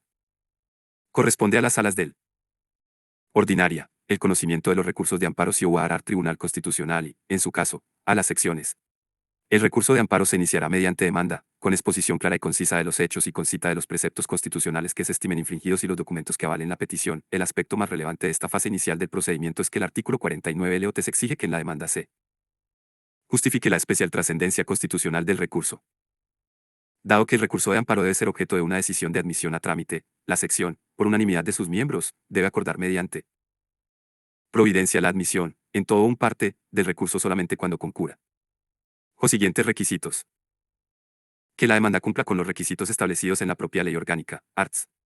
41 a 46 y 49. Que el contenido del recurso justifique una decisión sobre el fondo por parte del Tribunal Constitucional en razón de su especial trascendencia constitucional, STC 155-2009, de 25 de junio de 2009, que se apreciará atendiendo a su importancia para la interpretación de la Constitución, para su aplicación para su general eficacia, y para la determinación del contenido y alcance de los derechos fundamentales. Este requisito legal, incorporado por la Ley Orgánica 6-2007, de 24 de MIU, permite al Tribunal Constitucional acotar los recursos de amparo que son objeto de decisión, pero inevitablemente restringe también el derecho de todos los ciudadanos a que su caso sea visto por el Tribunal Constitucional con independencia de la trascendencia mayor o menor que el caso pudiera tener. Lo relevante es que se haya producido o no una violación de alguno de los derechos que pueden ser tutelados por este recurso y no qué casos son o no relevantes constitucionalmente. Sin duda, la acumulación de recursos. La reiteración de muchos de ellos y la inevitable demora en su resolución ha hecho que el tribunal utilice esta norma como filtro de los recursos de amparo 53. 7. Suspensión. La interposición del recurso de amparo no suspende los efectos del acto impugnados, pero, cuando la ejecución del acto o sentencia impugnados produzca un perjuicio al recurrente que pudiera hacer perder al amparo su finalidad, puede acordarse la suspensión total o parcial, siempre y cuando la suspensión no ocasione perturbación grave a un interés constitucionalmente protegido, ni a los derechos fundamentales o libertades de otra persona. Art. 56 Lot. 8. Sentencia. C. La sentencia que resuelva el recurso de amparo podrá otorgarlo o denegar. En el caso de que la sentencia sea estimatoria, el recurso y otorgue el amparo, contendrá alguno o algunos de los pronunciamientos siguientes: declaración de nulidad de la decisión, acto o resolución que hayan impedido el pleno ejercicio de los derechos o libertades protegidos, con determinación en su caso de la extensión de sus efectos. Reconocimiento del derecho o libertad pública, de conformidad con su contenido constitucionalmente declarado. Restablecimiento del recurrente en la integridad y de su derecho o libertad. Con la adopción de las medidas apropiadas, en su caso, para su conación. Si la sala o, en su caso, la sección, estiman el recurso porque sea la propia ley que lesione el derecho fundamental, se elevará la cuestión de inconstitucionalidad. Pleno con suspensión del plazo para dictar sentencia de conformidad con lo prevenido en los artículos 35 y siguientes de la Ley Orgánica del Tribunal Constitucional.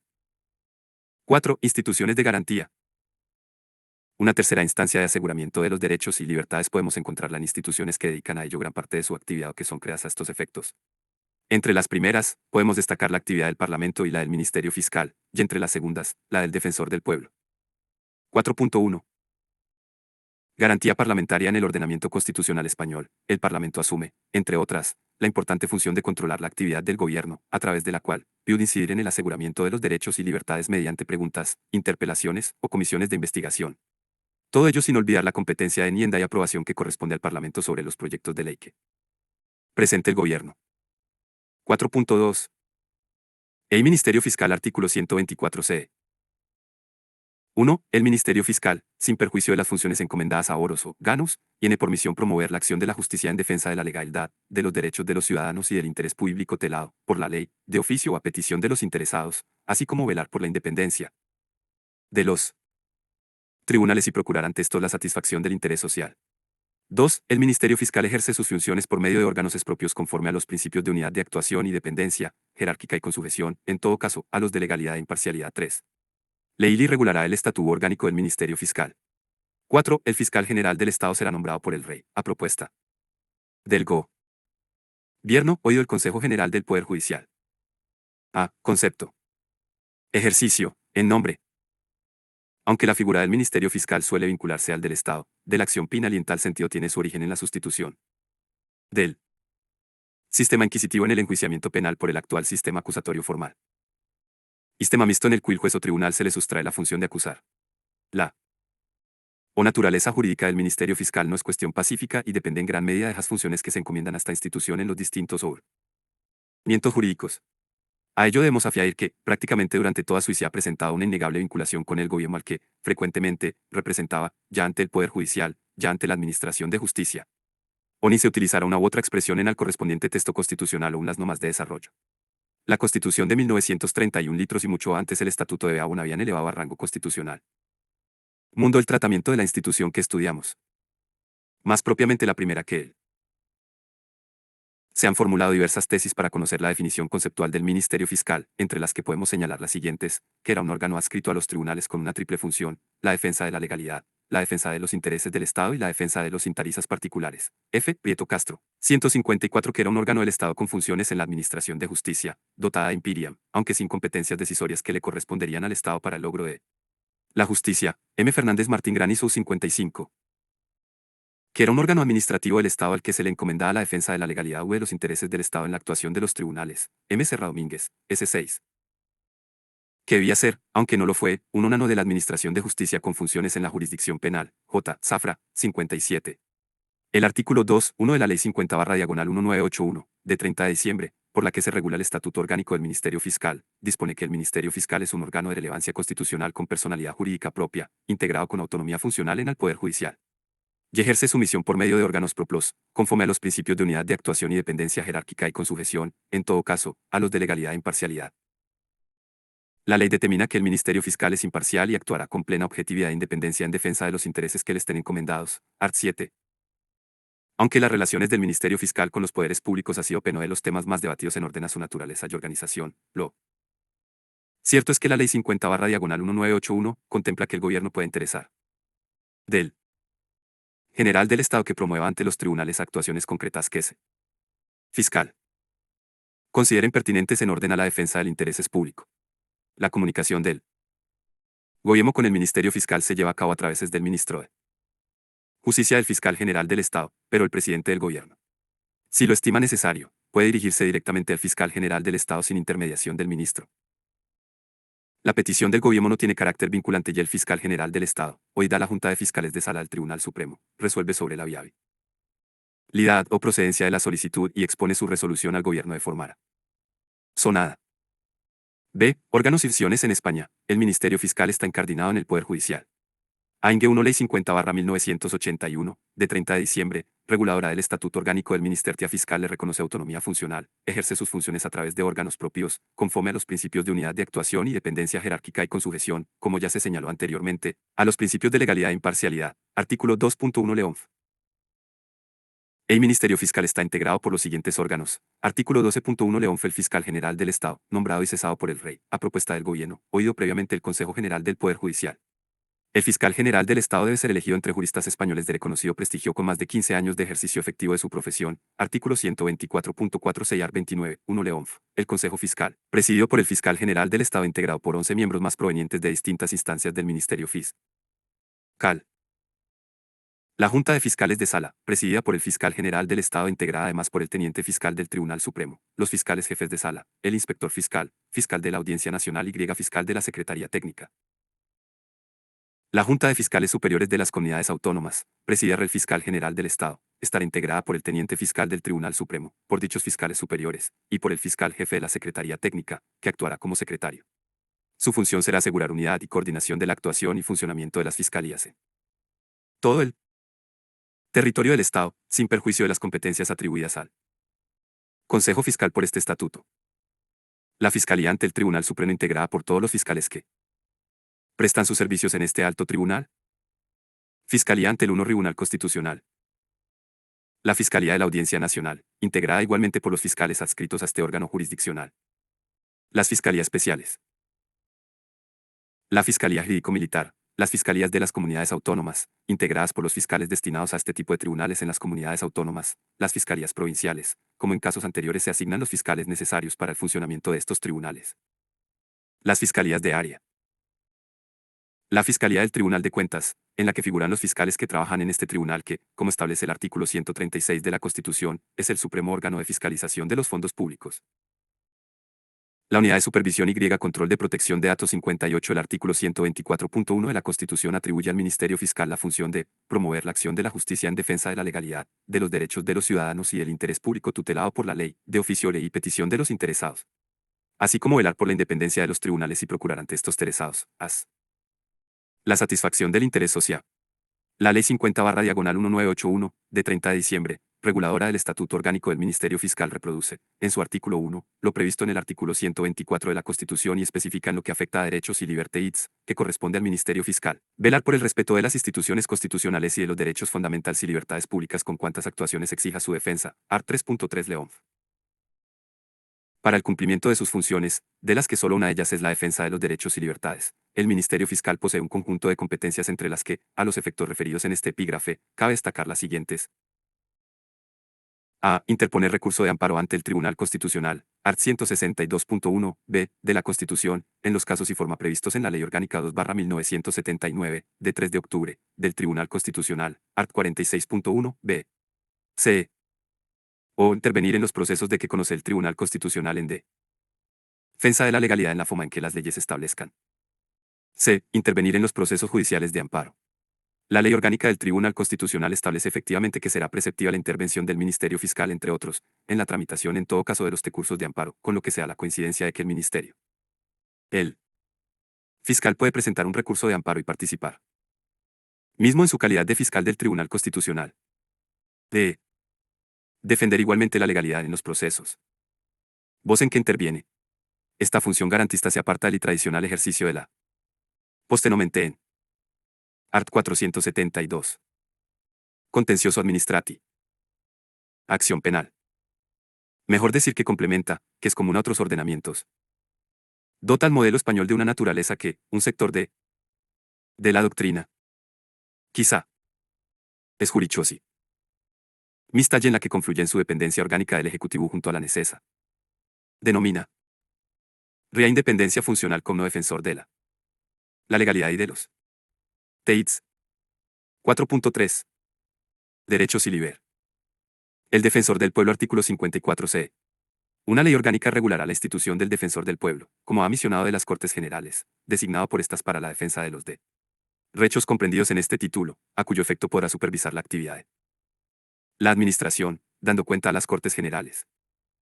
A. Concepto y naturaleza. El defensor del pueblo fue una institución constitucionalmente nueva en 1978, aunque para un sector de la doctrina tenga precedentes en figuras de nuestro derecho histórico.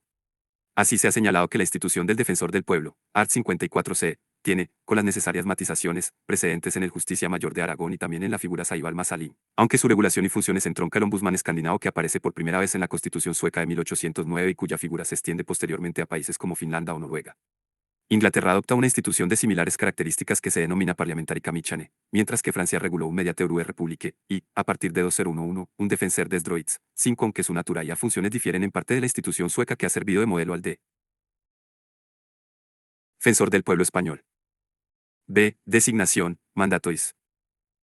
De conformidad con el artículo 54 de la Constitución, el y defensor del pueblo es que se atribuye la defensa.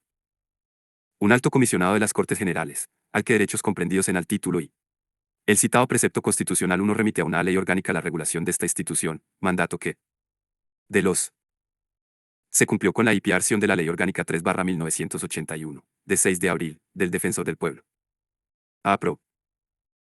El defensor del pueblo es el alto comisionado de las Cortes Generales designado por estas para la defensa de los derechos comprendidos en el título y de la Constitución, a cuyo efecto podrá supervisar la actividad de la administración, dando cuenta a las Cortes Generales. Ejercerá las funciones que le encomienda la Constitución u la art. Presente ley, art. 1 lot. El defensor del pueblo es designado parlamentariamente, por mayoría de 3/5 de cada Cámara, Congreso y Senado, en sesiones plenarias independientes. 2 lot. Si no se lograran estas mayorías, las sucesivas propuestas precisarían el voto favorable de los 3/5 del Congreso de los Diputados y la mayoría absoluta del Senado, y la propuesta, de un solo nombre cada vez, se formaliza a través de la Comisión Mixta Congreso-Senado que se encarga, además, de articular las relaciones entre la institución del defensor del pueblo y el Parlamento. El defensor es elegido para un periodo de 5 años y se permite la reelección. La Comisión Mixta Congreso-Senado adopta sus acuerdos por mayoría simple y se reúne por decisión conjunta de los presidentes del Congreso y del Senado y, en todo caso, cuando deba proponerse un candidato a defensor del pueblo. En el trámite de propuesta se observa, como señala J.M. Vera Santos 60, la prevalencia del Congreso sobre el Senado, ya que una vez que la Comisión Mixta ha propuesto un candidato debe reunirse el Congreso de los Diputados en un plazo no inferior a 10 días. Para proceder a la votación que, como se dijo anteriormente, para ser afirmativa requiere una mayoría de 3/5 de la Cámara, posteriormente debe reunirse el Senado, en un plazo máximo de 20 días, para una votación en la que se requiere igual mayoría cualificada, aunque, como antes se señaló, de no alcanzarse esa en la Cámara Alta, es suficiente la mayoría absoluta del Senado para que el candidato pueda ser nombrado. Puede ser designado defensor del pueblo cualquier español mayor de edad que se encuentre en al pleno disfrute de sus derechos civiles y políticos. Art. 3 Lot. Los presidentes del Congreso de los Diputados y del Senado acreditan conjuntamente con sus firmas el nombramiento del defensor del pueblo que debe publicarse en el Boletín Oficial del Estado y tomará posesión de su cargo ante los miembros de las mesas de ambas cámaras, reunidas conjuntamente. Una vez designado, el defensor del pueblo propone el nombramiento de los adjuntos que deben recibir la conformidad de la Comisión Mixta Congreso-Senado.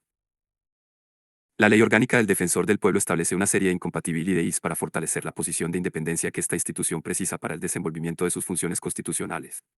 El defensor del pueblo no está sujeto a mandato imperativo alguno, no recibe instrucciones de ninguna autoridad y desempeña sus funciones con autonomía plena. Igualmente se incorporan a la ley un conjunto de prerrogativas como son: fiscal puede presentar un recurso de amparo y participar posteriormente en el mismo en su calidad de fiscal del Tribunal Constitucional, art. 472. De defender igualmente la legalidad en los procesos contencioso administrat. Voz en que interviene. Esta función garantista se aparta del tradicional ejercicio de la acción penal, quizás sea mejor decir que complementa, que es común a otros ordenamientos jurídicos y dota al modelo espacial de una naturaleza que, un sector de la doctrina denomina mixta y en la que confluye en su dependencia orgánica de junto a la necesaria independencia funcional como defensor de la legalidad y de los derechos y libertades. 4.3. Defensor del Pueblo. Artículo 54c. Una ley orgánica regulará la institución del defensor del pueblo, como alto sea comisionado de las Cortes Generales, designado por estas para la defensa de los derechos comprendidos en este título. A su efecto podrá supervisar la actividad de la administración, dando cuenta a las Cortes Generales. A. Concepto y naturaleza. El defensor del pueblo fue una institución constitucionalmente nueva en 1978, aunque para un sector de la doctrina tenga precedentes en figuras de nuestro derecho histórico. Así se ha señalado que la institución del defensor del pueblo, art. 54c, tiene, con las necesarias matizaciones, precedentes en el Justicia Mayor de Aragón y también en la figura Saiba al-Masalí, aunque su regulación y funciones con el ombudsman escandinavo que aparece por primera vez en la Constitución sueca de 1809 y cuya figura se extiende posteriormente a países como Finlandia o Noruega. Inglaterra adopta una institución de similares características que se denomina Parliamentary Commissioner, mientras que Francia reguló un mediateur de la República y, a partir de 2011, un defensor des droits 459, aunque su naturaleza y funciones difieren en parte de la institución sueca que ha servido de modelo al defensor del pueblo español. B. Designación, mandato y cese de conformidad con el artículo 54 de la Constitución. El defensor del pueblo US. Defensa de los Alto Comisionado de las Cortes Generales, al que se atribuye precepto constitucional remite a una derechos comprendidos en el título y el citado ley orgánica la regulación de esta institución, mandato que se cumplió con la aprobación de la Ley Orgánica 3/1981, de 6 de abril, del Defensor del Pueblo. Defensor del Pueblo es el alto comisionado de las Cortes Generales designado por estas para la defensa de los derechos comprendidos en el título y de la Constitución, a cuyo efecto podrá supervisar la actividad de la Administración, dando cuenta a las Cortes Generales. Ejercerá las funciones que le encomienda la Constitución y la presente ley. Art. 1 Lot. El defensor del pueblo es designado parlamentariamente, por mayoría de 3/5 de cada Cámara, Congreso y Senado, en sesiones plenarias independientes. Art. 2 Lot. Si no se lograran estas mayorías, las sucesivas propuestas precisarían voto favorable de los 3/5 del Congreso de los Diputados y la mayoría a vez nuta del Senado y la propuesta, de un solo nombre cada vez, se formaliza a través de la Comisión Mixta Congreso-Senado que se encarga, además, de articular las relaciones entre la institución del defensor del pueblo y el Parlamento. El defensor es elegido para un periodo de 5 años y se permite la reelección. La Comisión Mixta Congreso-Senado adopta sus acuerdos por mayoría simple y reúne por decisión conjunta de los presidentes del Congreso y del Senado y, en todo caso, cuando deba proponerse un candidato a defensor del pueblo. En el trámite de propuesta se observa, como señala J.M. Vera Santos Cero, la prevalencia del Congreso sobre el Senado, ya que una vez que la Comisión Mixta ha propuesto un candidato debe reunirse el Congreso de los Diputados en un plazo no inferior a 10 días para proceder a la votación que, como se dijo anteriormente, para ser afirmativa quiere una mayoría de 3/5 de la Cámara. Posteriormente debe reunirse el Senado, en un plazo máximo de 20 días, para una votación en la que se requiere igual mayoría cualificada, aunque, como antes se señaló, de no alcanzarse esa en la Cámara Alta, es suficiente la mayoría absoluta del Senado para que el candidato pueda ser nombrado. Puede ser designado defensor del pueblo cualquier español mayor de edad que se encuentre en el pleno disfrute de sus derechos civiles y políticos. Art. 3 Lot. Los presidentes del Congreso de los Diputados y el Senado acreditan conjuntamente sus firmas el nombramiento del defensor del pueblo que debe publicarse en el Boletín Oficial del Estado y tomará posesión de su cargo ante los miembros de las mesas de ambas cámaras, reunidas conjuntamente. Una vez designado, el defensor del pueblo propone el nombramiento de los adjuntos que deben recibir la conformidad de la Comisión Mixta Congreso-Senado. La Ley Orgánica del Defensor del Pueblo establece una serie de incompatibilidades para fortalecer la posición de independencia que esta institución precisa para desenvolvimiento de sus funciones constitucionales. El defensor del pueblo no se toma mandato imperativo alguno, no recibe instrucciones de ninguna autoridad y desempeña sus funciones con autonomía plena. Igualmente se incorporan a la ley un conjunto de prerrogativas como son inviolabilidad por las manifestaciones o actos que formule en al peño y su función, inmunidad, no pudiendo ser detenido sino en caso de flagrante desem, fuero especial, correspondiendo su inculpación, prisión, procesamiento, delito, juicio exclusivamente a la Sala de lo Penal del Tribunal y Supremo. Estas prerrogativas se extienden a los adjuntos al uno defensor del pueblo en el cumplimiento de sus funciones, según el artículo 5 de la Ley Orgánica del Defensor del Pueblo. Pueblo cesa por cual quiera de las siguientes causas: por renuncia, por expiración del mandato para el que fue designado, por muerte o incapacidad sobrevenida, por actuar con notoria negligencia en el cumplimiento de sus obligaciones, por haber sido condenado, mediante sentencia firme, por delito doloso. En los casos de muerte, renuncia y expiración del plazo del mandato, la vacante será declarada por el presidente del Congreso de los Diputados. En los casos en ahí o es que se evalúe un cese por actuación con notoria negligencia en el cumplimiento de sus obligaciones o por haber sido condenado, mediante sentencia firme, por delito doloso, se decidirá, por mayoría de las 3/5 partes de los componentes de cada Cámara, mediante debate y previa audiencia del interesado. Cuando se produzca la vacante por cualquiera de las causas citadas se iniciará el procedimiento para el nombramiento de nuevo defensor del pueblo en plazo no superior a un mes. En los casos de muerte, cese o incapacidad temporal o definitiva del defensor del pueblo y en tanto no procedan las Cortes Generales a una nueva designación, desempeñarán sus funciones, interinamente, en su propio orden, los adjuntos al defensor del pueblo. Funciones. La Constitución, como hemos indicado, encomienda al defensor del pueblo la defensa de todos los derechos contenidos en el título y de la Constitución, arts. L 0 a 55, y sus funciones, en general, se extienden a la inspección y comprobación del funcionamiento de los servicios públicos, la orientación y propuesta sobre las medidas necesarias para la subsanación de anomalías en el funcionamiento de dichos servicios públicos, para lo cual puede emitir informes y dirigirse a los distintos órganos públicos. La defensa jurisdiccional de los derechos y libertades a través, como se señaló anteriormente, de su legitimación para interponer recursos de inconstitucionalidad y de amparo. En nuestro país, distintas comunidades autónomas se han dotado de una institución similar aunque con denominaciones diferentes, para el ámbito de sus respectivos territorios autónomos, con las que el defensor del pueblo mantiene relaciones de coordinación. Así, por ejemplo, Defensor del Pueblo Andaluz, Andalucía, Valedor do Povo Galego, Galicia, Justicia de Aragón, Aragón, Diputado del Comín, Canarias, Defensor del Pueblo de Navarra, Navarra, Procurador del Común, Castilla y León, Ararteco, País Vasco, Procurador General, Principado de Asturias, Síndic de Greuges, Cataluña, Síndic de Greuges, Comunitat Valenciana, 61. 4.4. Defensor del Pueblo Europeo. Origen y evolución. Cuando el Tratado de la Unión Europea, Maastricht, 7 de febrero de 1992, en vigor el 1 de noviembre de 1993, incorporó un defensor del pueblo europeo de p. 62. La Unión Europea 6S se alineó con lo que décadas anteriores habían hecho un número relevante de Estados miembros, algunos de los cuales, además, tenían precedentes históricos de instituciones similares. Tal era el caso de España 64. En todo caso, la aparición del defensor del pueblo europeo vino a consolidar la mutua influencia en él. Modelo institucional entre la Unión Europea y los Estados miembros que se aprecia en otras muchas instituciones y organismos 465 y que se articula en un y sistema jurídico multinivel o cero. El DPE no es, sin embargo, menor que un ombudsman nacional, sino que tiene suficientes peculiaridades distintivas, 467 que lo diferencian de otras instituciones análogas en los Estados miembros.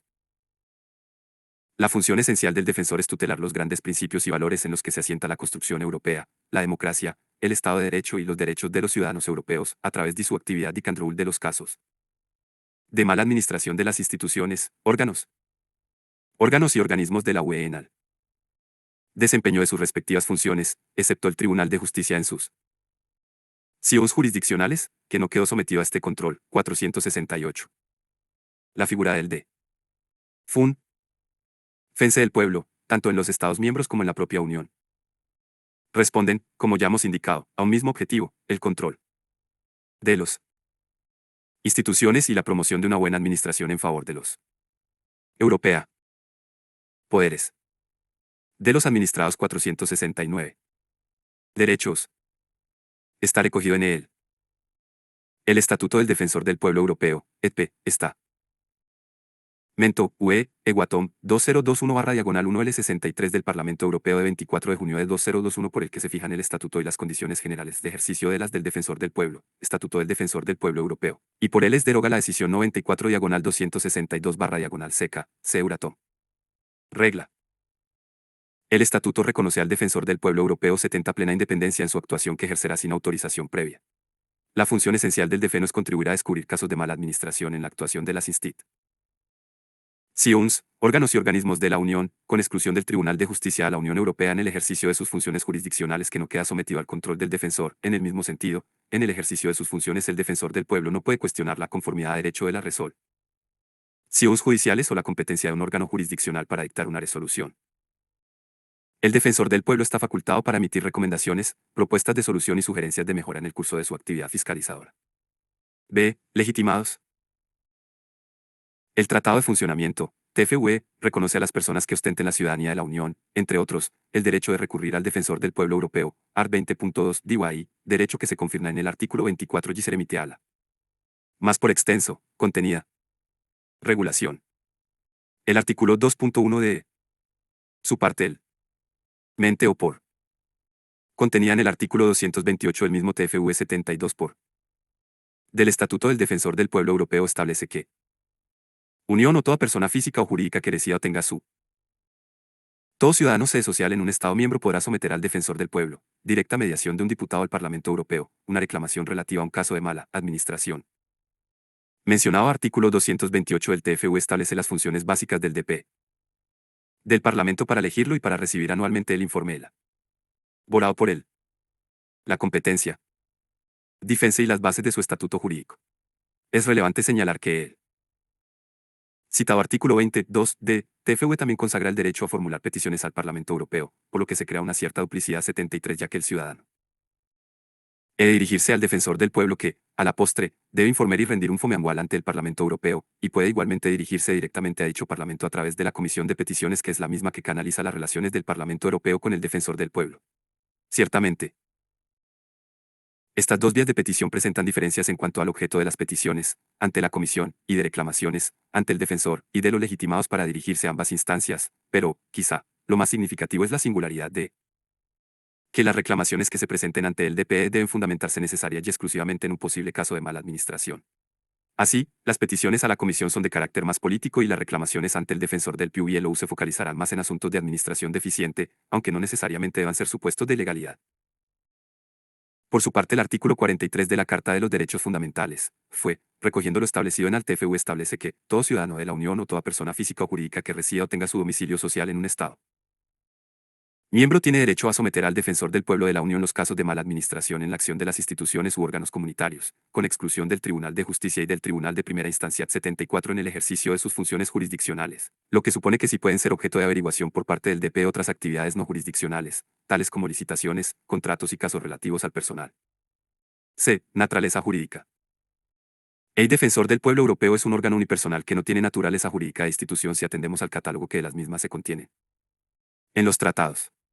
El art. 13 del TUE enumera 7 instituciones, el Parlamento Europeo, el Consejo Europeo, el Consejo de la Unión Europea, la Comisión Europea, el Tribunal de Justicia de la Unión Europea, el Banco Central Europeo, y el de Cuentas, y, entre ellas, no se encuentra el Defensor del Pueblo Europeo, igual. Tribunal. Conclusión se obtiene de la lectura de los artículos 223 a 287 TUE. El Defensor del Pueblo Europeo, como órgano de la Unión Europea, es independiente en su actividad, pero está vinculado al Parlamento Europeo, que elige a su titular. Recibe los informes periódicos que elabora el organismo. A pesar de vinculación, el Parlamento Europeo no tiene la facultad de crear o modificar el órgano, está obligado a elegir, cuando proceda, al titular del mismo y a tramitarlos. Esta.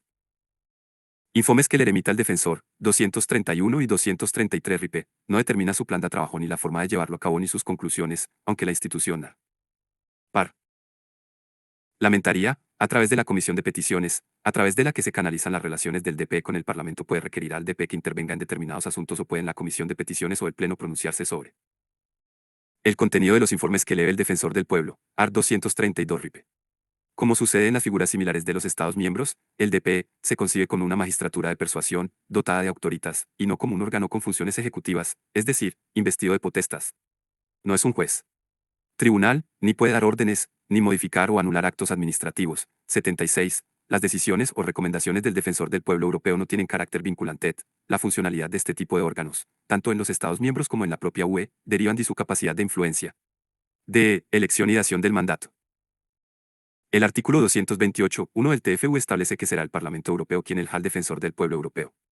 De lo anterior se deduce la configuración unipersonal del órgano y que, por tanto, ese será una persona física la que, en cada momento, ejercer como DPE. En el mismo sentido se pronuncia el artículo 11 de PE baña este precepto que será elegida para tal cargo una persona que tenga la ciudadanía de la Unión, se encuentre en pleno disfrute de sus derechos civiles y políticos, ofrezca plenas garantías de independencia y reúna las condiciones requeridas en su país para el ejercicio de las más altas funciones jurisdiccionales o posea experiencia y competencia notorias.